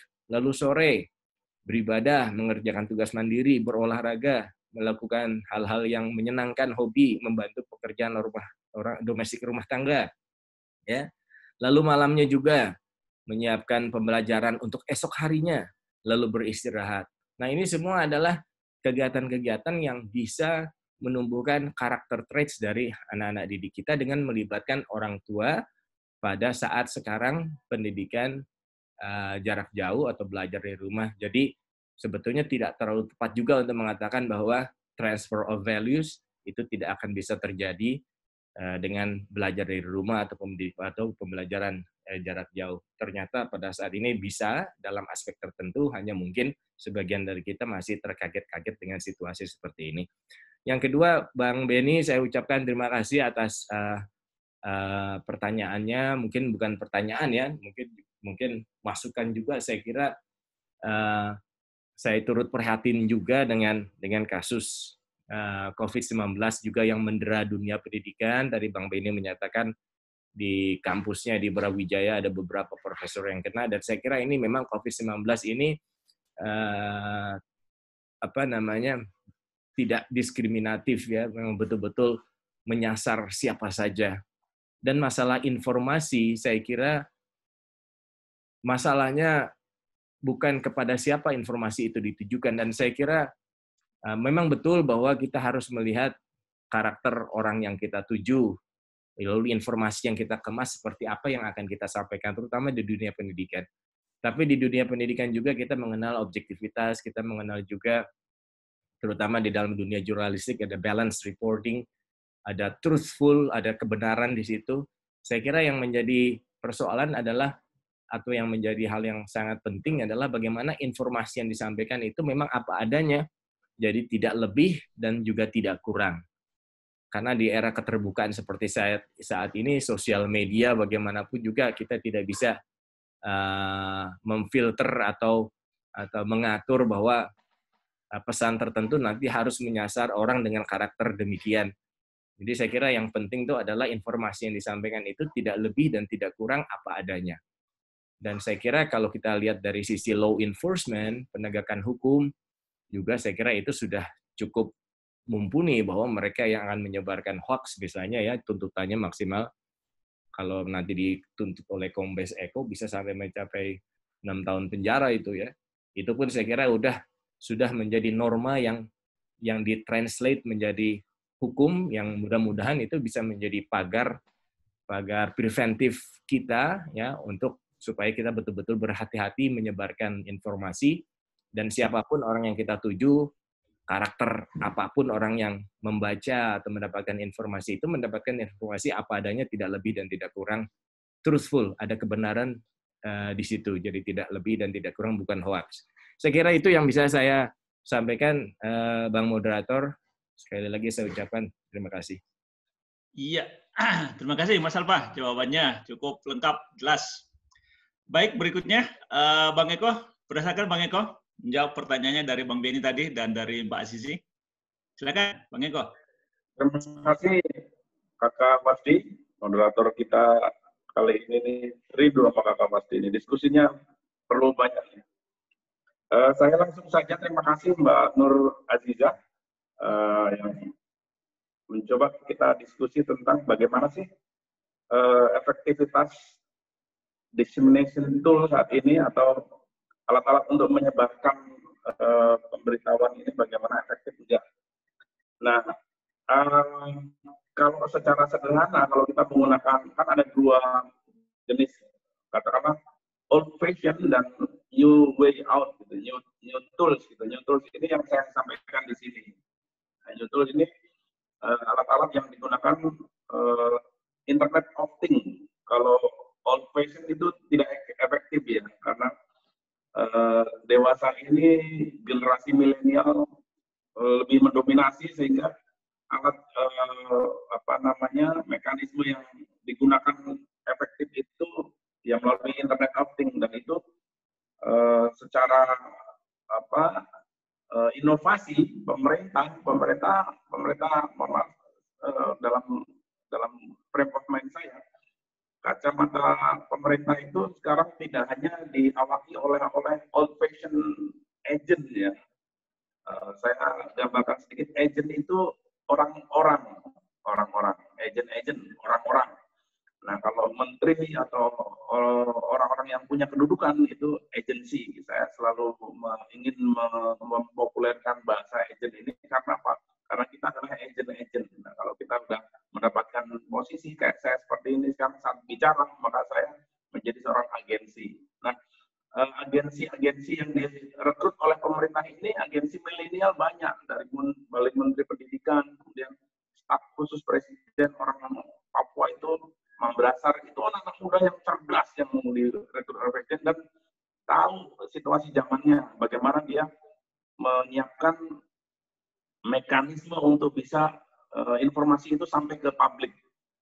Digunakanlah mekanisme yang disenangi oleh kelompok milenial atau kelompok kekinian dengan melibatkan influencer, dan itu terbukti efektif sebenarnya. Nah, bagaimana? Apakah itu efektif? Iya.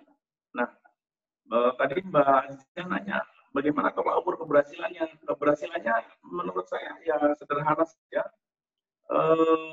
Dengan dipanggilnya Pak Menteri Kesehatan ya pada 5 November 2020 yang lalu, Pak Terawan ke WHO, Badan Internasional Kesehatan Dunia, yang esensinya itu memuji dan memberikan apresiasi terhadap langkah, tindak, dan kebijakan pemerintah Indonesia.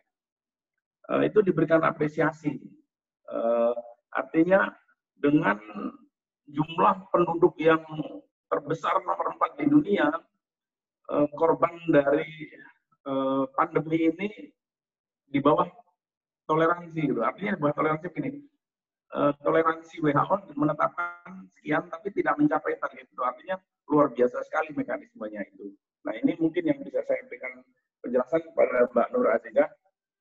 Kemudian untuk saudara saya Kakak Ben Hutayan yang dahsyat di Australia, sejauh mana sih polisi melakukan diseminasi informasi, atau bagaimana polisi menjalankan diseminasi informasi itu, bagaimana efektivitasnya, langkah-langkahnya, dan lain sebagainya. Nah, saya mau memberikan gambaran Pak Benny, Kakak Benny, dan rekan-rekan semua peserta webinar saat ini.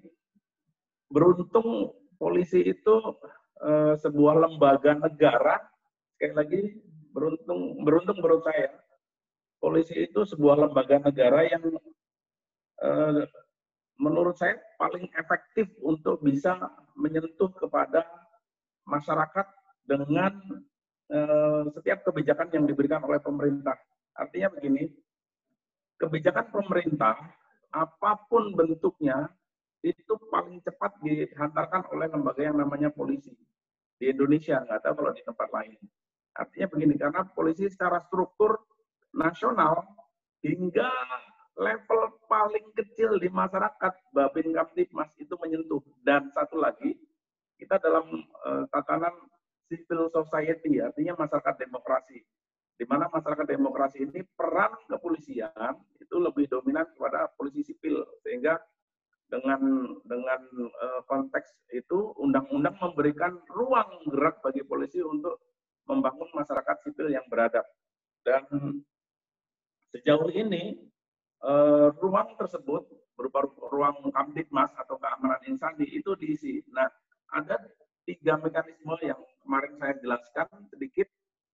Tugas polisi secara umum adalah undang-undang mengatur lin yom yam kalau bahasa saya itu, perlindungan, pengayoman, dan pelayanan. Tapi ada lagi 2 lagi, Harkamtibmas dan penegakan hukum. Jadi lin yomnya, Harkamtibmas dan penegakan hukum. Nah, kelima esensi tugas tadi, perlindungan, pengayoman, pelayanan, penegakan hukum, dan pemeliharaan Kamtibmas itu dalam konteks yang sempit ada dibagi dalam 3 konteks, yaitu preventif, preemptif, dan represif. Nah, Bang Benny tadi menanyakan kalau preventif dan preemptif mungkin bahasan dalam diskusi saya itu panjang lebar tadi dalam konsep teori maupun dalam konsep empirik yang saya selipkan sedikit. Tetapi dalam konsep represif, dewasa sepanjang peristiwa pandemik itu rekan-rekan semua, sahabat-sahabat semua yang hadir dalam webinar ini bisa membuka bahwa polisi sudah melakukan banyak sekali tindakan represif, men-take down akun-akun gelap, kemudian yang isinya provokasi, kemudian memindai dan menindak lebih kurang hampir 12.000 akun-akun tersebut, bahkan sudah memposisikan, memasukkan dalam beberapa kasus, hampir 100 kasus itu. Lebih tepatnya bisa dilihat di data di website sekarang terbuka, termasuk bagian dari itu tadi, ini adalah bagian dari penyebaran informasi yang efektif melalui internet. Ada 97 kasus di situ. Dan tersangkanya juga disebutkan di situ, ada 107 tersangka. Mudah-mudahan ada masuk banyak lagi nih, klaster Petamburan membawa tersangka baru nanti. Kemudian juga sebagai penyebar hoax. Dan itu semua polisi bergerak dalam konteks polisi sebagai hukum hidup di masyarakat. Sekali lagi, apa yang dimaksud hukum mati kalau ada hukum hidup? Kalau hukum mati ya hukum undang-undang itulah. Misalnya Undang-Undang ITE nomor 11/2008 tentang Undang-Undang Informasi dan Transaksi Elektronik. Yaitu sekedar undang-undang tanpa dijalankan oleh polisi, maka itu undang-undang tidak akan hidup. Yang undang-undang sekedar undang-undang. Nah, polisi menjadi undang-undang yang hidup karena dia yang menjalankan, melakukan eksekusi. Walaupun pada akhirnya nanti polisi tidak bisa sendiri, ada mekanisme Makajapol, Mahkamah Kejaksaan Tinggi dan kepolisian yang dalam proses selanjutnya. Nah, inilah yang bisa saya sampaikan, Kakak Benny Hudayat. Semoga bisa diskusi ini semakin semarak. Kakak Pasti, terima kasih. Iya, terima kasih, Bang. Jawabannya sangat jelas ya, menjawab Bang Benny. Dan sekaligus juga menjawab tadi pertanyaannya Mbak Sisi. Dahsyat. Ini ada Bang Serialdi juga nih, ada Bang Nisamul nih. Selamat malam Bang Serialdi, Bang Nisamul. Halo. Baik. Pak Serialdi mungkin perlu dimintain karena beliau penyidik tuh, Kakak Pasti. Wah, itu dia itu, perlu itu. ada Jaksa Agung. Tenang Oh ya, aja. Jaksa Agung. Tadi Jaksa Agungnya sudah bertanya tadi soalnya. Oke, kita masuk ke sesi kedua. Nah, ini karena waktu kita tinggal 15 menit ya. Mungkin cukup 2 penanya saja. Pertanyaannya langsung to the point, boleh? Dipersilakan. Siapa yang ingin bertanya lagi? Silakan. Ada yang ingin bertanya? Ya, silakan Pak Hadi. Iya. Silakan Pak Hadi. Ya. Assalamualaikum warahmatullahi wabarakatuh. Waalaikumsalam warahmatullahi wabarakatuh. Nah, ini nampaknya saya yang peserta yang paling jauh nih. Saya di Kalimantan. Jadi memang saya lihat diskusinya tadi Ya. adalah bagaimana menyampaikan diseminasi tentang penanganan pandemi ini untuk masyarakat. Ya, saya kebetulan bergerak di bidang pendidikan. Oh, iya. Alhamdulillah saya orang kampung yang juga pernah ketemu dengan Pak Alpa satu taksi dulu tahun 2015. Saya kepala sekolah SMK, Pak. Kemudian yang saya harap tadi sebenarnya Mas Yusuf tadi, Mas Soleman Yusuf. Ya karena di daerah kami itu sinyal itu sama susahnya dengan komunikasi yang lain. Artinya begini. Tepatnya di mana Pak di Kalimantannya, Pak Hadi ini? Saya kebetulan di kota, tetapi tempat tinggal saya di daerah. Sehingga kita merasakan betul di daerah itu ya sangat susah ya kita untuk mencapai itu ya. Kebanyakan yang ngetrend sekarang itu adalah berita-berita yang di RRI tadi itu. Maka kalau direktur program tadi yang hadir itu sangat relevan gitu untuk daerah kami. Jadi jangan kita berpikir apa yang kita sampaikan lewat internet dan sebagainya itu bisa ke pelosok. Murid saya saja itu kadang-kadang itu tadi pulsanya dikasih oleh Kemdikbud, HP-nya ada tapi sinyalnya yang wassalam. Nah ini satu problem juga. Tapi saya cukup senang tadi, cukup bahagia karena salah satu yang menyentuh sampai ke daerah itu kalau lewat siaran itu ya RRI ya. Kemudian kalau di lembaga itu memang kepolisian.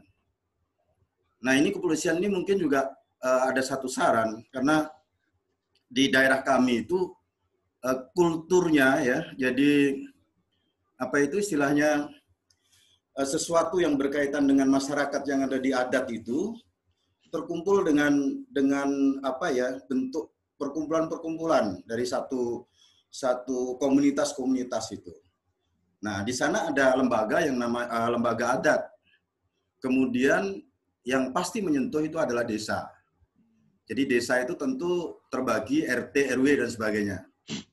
Nah di situ kita tidak mungkin ada beberapa tempat tuh yang apalagi HP ya, televisi aja nggak nyambung gitu loh. Nah ini yang harus juga dipikirkan sebagai kawan-kawan kita yang di kota ini. Kalau kawan di kota berpikirannya nyaman aja, kita tinggal mendesain bagaimana kita diseminasi lewat menggunakan daring, menggunakan alat-alat yang bisa terjangkau. Hal ini mungkin jadi pemikiran kita semua, bagaimana diseminasi penanganan pandemi ini bisa terkoordinasi dengan baik. Memang di Kalbar juga sudah dibentuk yang namanya desa-desa tanggap itu ya, desa-desa tanggap itu memang udah seperti itu, cuma tidak semuanya bisa menyangkut ke sana. Saya berharap tadi RRI itu yang bisa memberikan program-program yang cukup menarik lah. Sekarang ini kan yang menarik itu dulu ada BRTP itu, Bintang Radio TV. Nah itu sebenarnya pengaruhnya luar biasa untuk hiburan kawan-kawan yang berada di daerah. Tapi saya yakin ini tentu ada gawe besar dari negara ya yang mungkin akan bagaimana supaya sinyal itu dimanapun tempatnya bisa kita jangkau. Saya kira itu aja, sederhana saja. Yang menjadi permasalahan kami yaitu tadi diseminasinya itu tentu tidak semuanya menggunakan alat daring atau alat online, tetapi tentu juga seperti yang konvensional mengumpulkan beberapa orang. Tapi tentu saja ya ini dari desa ke desa itu saja kadang-kadang perjalanan bisa 3 jam, 4 jam itu. Nah ini perlu dipikirkan juga. Saya kira itu aja mungkin. Moga-moga bisa ditangkap apa yang menjadi keluhan orang kampung yang jauh di ufuk sana itu. Saya kira itu salam ke Pak Alfa dan kawan-kawan semuanya. Moga-moga apa yang dimulai hari ini bisa kita kembangkan lagi dengan lebih baik, yang menyentuh ke masyarakat-masyarakat di perbatasan di 3T. Terima kasih. Assalamualaikum warahmatullahi wabarakatuh. Salam. Baik, terima kasih Pak Hadi. Ini karena waktunya sudah memang sangat mepet, jadi kita cukupkan satu pertanyaan saja. Ini kayaknya untuk ditanggapi oleh dua orang nih, oleh Mas Alfa dan oleh Bang Eko ya. Ya, oke, baik. Persoalan. Silakan, Mas Baik, Alfa. terima kasih Pak Hadi. Salam sehat selalu untuk Pak Hadi dan teman-teman di Kalimantan. Saya singkat saja, di slide saya kebetulan ya, ini ada, jadi begini, pendidikan jarak jauh itu tidak selalu identik berbasis online. Ya, jadi moda pembelajaran jarak jauh itu dibagi dua secara mendasar. Yang pertama adalah daring, ya, learning management system, ini menggunakan teknologi, dan yang kedua secara luring, modul belajar mandiri. Ya, artinya kita menggunakan modul, menggunakan tutor secara terbatas, itu juga adalah salah satu dari dua moda pembelajaran jarak jauh. Jadi kalau selama ini selalu identik harus online segala macam, tidak selamanya harus berbentuk online. Nah, kita bisa lihat misalnya ya Bapak Ibu sekalian, ini adalah modanya nih. Sebenarnya ini generasinya, tapi ini bisa diterapkan kapan saja. Ya, bisa melalui correspondent model untuk pembelajaran jarak jauh, ya itu melalui pre-packaged learning materials, modul cetak. Lalu juga seperti yang Pak Hadi sampaikan, bisa melalui multimedia model, bisa melalui print, bisa melalui audio video, melalui radio, melalui televisi, telelearning model, TV, radio, broadcast, audio, video conference, dan lain sebagainya. Itu adalah salah satu moda yang bisa kita gunakan. Dan di Simulek kemarin kita waktu menyelenggarakan pendidikan jarak jauh di Jawa Barat, di Provinsi Jawa Barat yang melibatkan secara sangat masif, itu juga kami menggunakan radio, ya. Lalu juga ada flexible learning model, interaktif, multimedia, komputer, internet based. Ada juga yang mungkin sekarang lumayan lebih canggih ya dengan berbasis online, network, connectivism model, interaktif, internet based, OER, ya open educational resources, social media, juga massive open online course. Jadi sekali lagi bahwa tidak selamanya pendidikan jarak jauh itu harus online, tapi juga bisa luring dan juga bisa menggunakan media seperti televisi, radio, dan lain sebagainya, dan juga modul. Demikian yang bisa saya sampaikan. Terima kasih. Iya, terima kasih Mas Alfa. Begitu kira-kira tambahan Pak Adi ya. Baik, Pak Eko, mau menambahkan Pak Eko? Bang Eko, silakan. Ya. Iya. Terima kasih Pak Hadi Jumadi. Pak Guru Pak ya, Pak ya? Ya. Pak, ini di Kalimantan Pak ya? Ya Pak, Kalimantan Barat. Ya, saya punya pengalaman yang sama Pak di Papua Pak. Saya 2 tahun ini menikmati Papua. Kalau Bapak masih bisa download di situ yang saya sebut tadi Pak, Binmas Noken Polri Pak. Jadi kita jadi pengajar Pak di sana Pak, jadi pengajar. Nah, terkait dengan mekanisme belajar mengajar, ada kebijakan dari Mas Menteri ya Pak ya. Betul. Itu tadi Pak, untuk tatap muka di wilayah-wilayah tertentu itu digunakan 3T tadi Pak. Terluar, terjauh, terpencil. Nah, karena memang fasilitas yang fasilitas serta akses yang terbatas dan minim, tentu saja itu bisa bukan hanya diberikan permisif, tapi memang itu dianjurkan karena tidak ada akses. Saya kemarin, kita kemarin di webinar ini mengundang Kadis Kepala Dinas Pendidikan dan Kebudayaan Papua, Pak. Nah, beliau itu concern terhadap pendidikan di Papua, terutama untuk anak-anak di pegunungan tengah Papua, Pak. Itu sama sekali akses internet tidak ada, dan jangan berharap ada punya kemampuan untuk membeli pulsa, Pak. HP aja nggak punya. Nah, beliau, itulah Pak, tuntutan sebagai pemimpin, Pak ya, memimpin struktur itu sesuatu yang memiliki sumber daya, Pak. Nah, sumber dayanya itu beliau ciptakan dengan buku-buku, Pak. Buku-buku tersebut disebar ke anak-anak dengan mekanisme pelajaran sesuai waktunya, Pak. Diharapkan sekian waktu, tentukan buku 1 selesai, buku 2 selesai. Dan memang sepanjang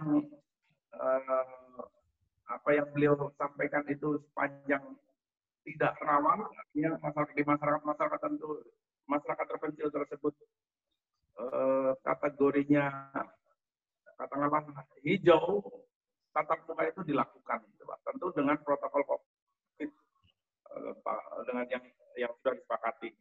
Nah, terkait dengan terpaksanya dilakukan daring itu tentu saja adalah daerah-daerah yang merah hingga hitam, Pak. Seperti daerah-daerah yang kalau kita amati secara sederhana itu di Natuna misalnya, kemudian di Bali, kemudian di tempat-tempat pertemuan Kepri misalnya, itu media daring menjadi sebuah kewajiban, Pak, karena memang fasilitas diupayakan tetap ada. Maka salah satu grand design untuk memerdekakan bangsa ini dari kebodohan adalah membangun fasilitas komunikasi menjadi lebih baik. Mungkin itu yang bisa saya berikan tambahan untuk pertanyaan dari Pak Hadi tadi. Terima kasih, Pak moderator, saya kembalikan. Ya, baik. Terima kasih, Bang Eko. Jawabannya untuk Pak Hadi. Nampaknya diskusi kita malam ini cukup menarik.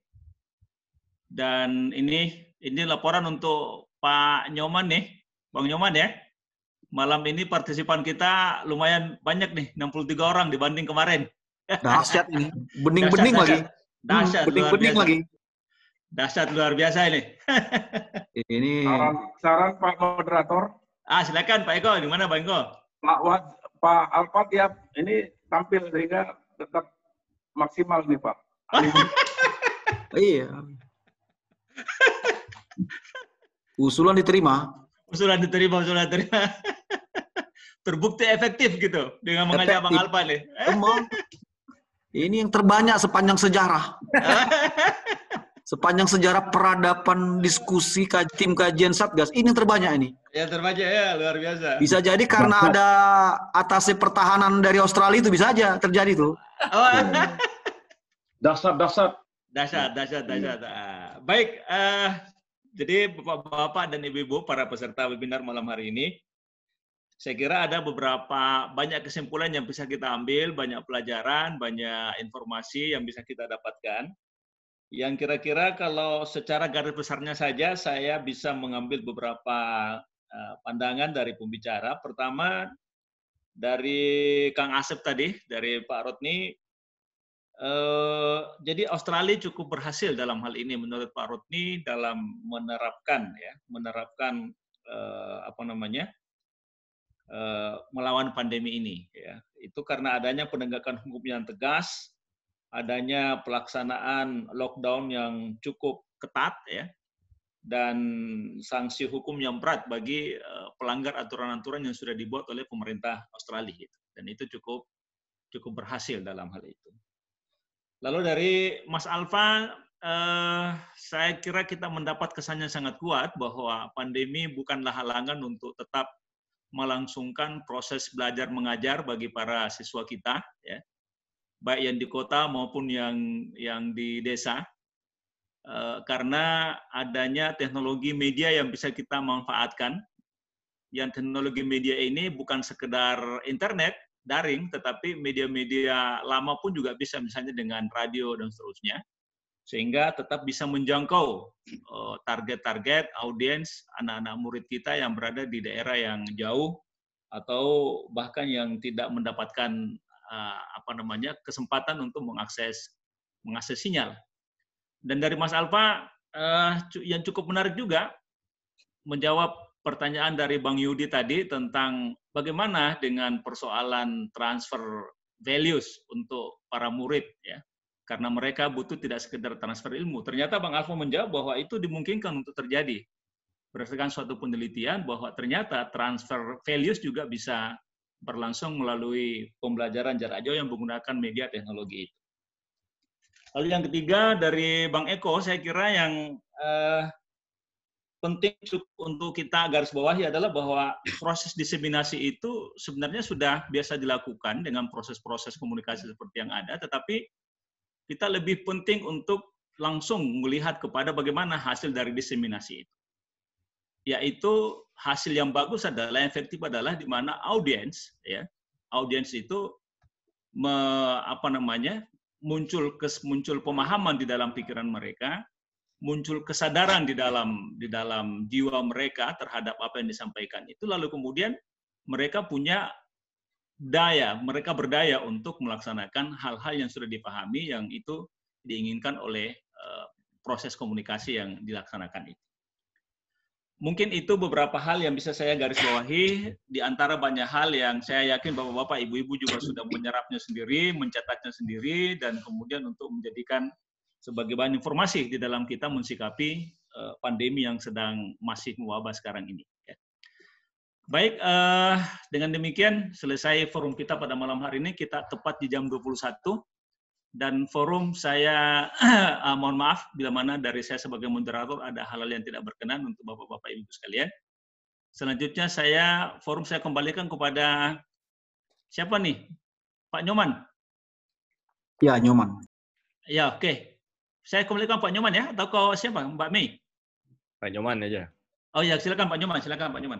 Baik, terima kasih Pak Watsi yang sudah menjadi moderator malam ini. Memang malam ini dengan kehadiran narasumber yang hebat, ada Pak Alfa, ada Pak Eko, ada Pak Rod. Selamat datang di kampung Pak Rod. Sudah lama ya kita nggak ketemu ya. Sehingga peserta kita malam ini dahsyat, kata Bang Benny, sudah mencapai 62 peserta. Jadi kita berikan aplaus untuk narasumber kita. Dan juga untuk moderator kita yang luar biasa, Pak Watsi. Dan yang tidak kalah dahsyatnya adalah para peserta malam ini. Terima kasih atas kehadirannya. Mudah-mudahan apa yang kita bahas malam ini memberikan manfaat untuk kita semua, menambah cakrawala pandang kita. Demikian untuk selanjutnya. Kepada Mbak Mai atau Mbak Rara, kita ambil kata-kata dulu dari yang ulang tahun, Ade Asu. Oh, siap. Yang ulang tahun yang berada di Manado, boleh? Oh, silakan Pak Nizam. Dirayakan di Manado nih. Dirayakan melalui makan ikan bakar. Luar biasa layanan Ibu Kadisub, Senangan PMI. Wah, Kepala Brigade luar biasa. Cuman besok nih si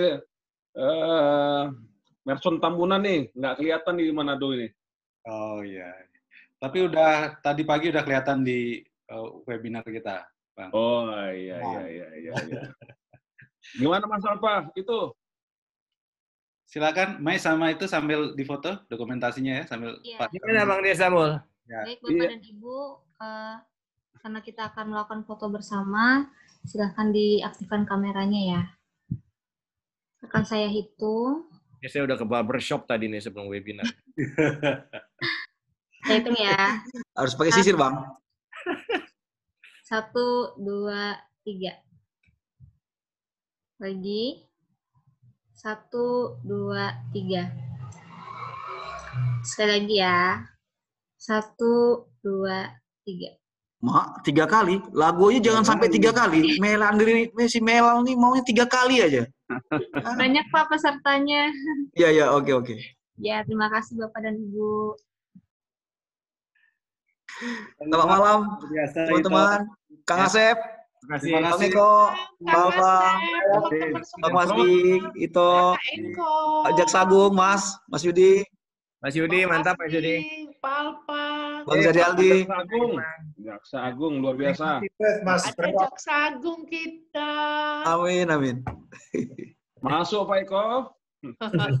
Masuk. Kamu sampai kapan di Manado? Besok pulang, besok. Belum ketemu Bang Merson? Diajak sarapan bubur Manado besok, kata Kadisub katanya. Kali ya. Bubur Manado atau bubur aja. Ya. Hati-hati tertukar bubur jadi bibir. Kakak nih Jamul makin sehat saja. Ya baik, terima kasih semuanya. Betah kali ya Bang itu di Manado. Pak Rod, ya. Apa kabar? Kang Asep. Wah, welcome untuk Indonesia. Kampung. Ganteng sama ganteng ya. Kembali ke kampung halamannya.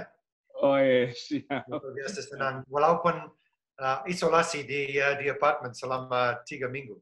Wih, luar biasa. Oke. Terima kasih, selamat malam. Selamat atas promosinya, Kang Asep. Wih, luar biasa. Luar biasa Kang Asep ini. Mudah-mudahan menjadi ambasador untuk Indonesia. Amin, amin.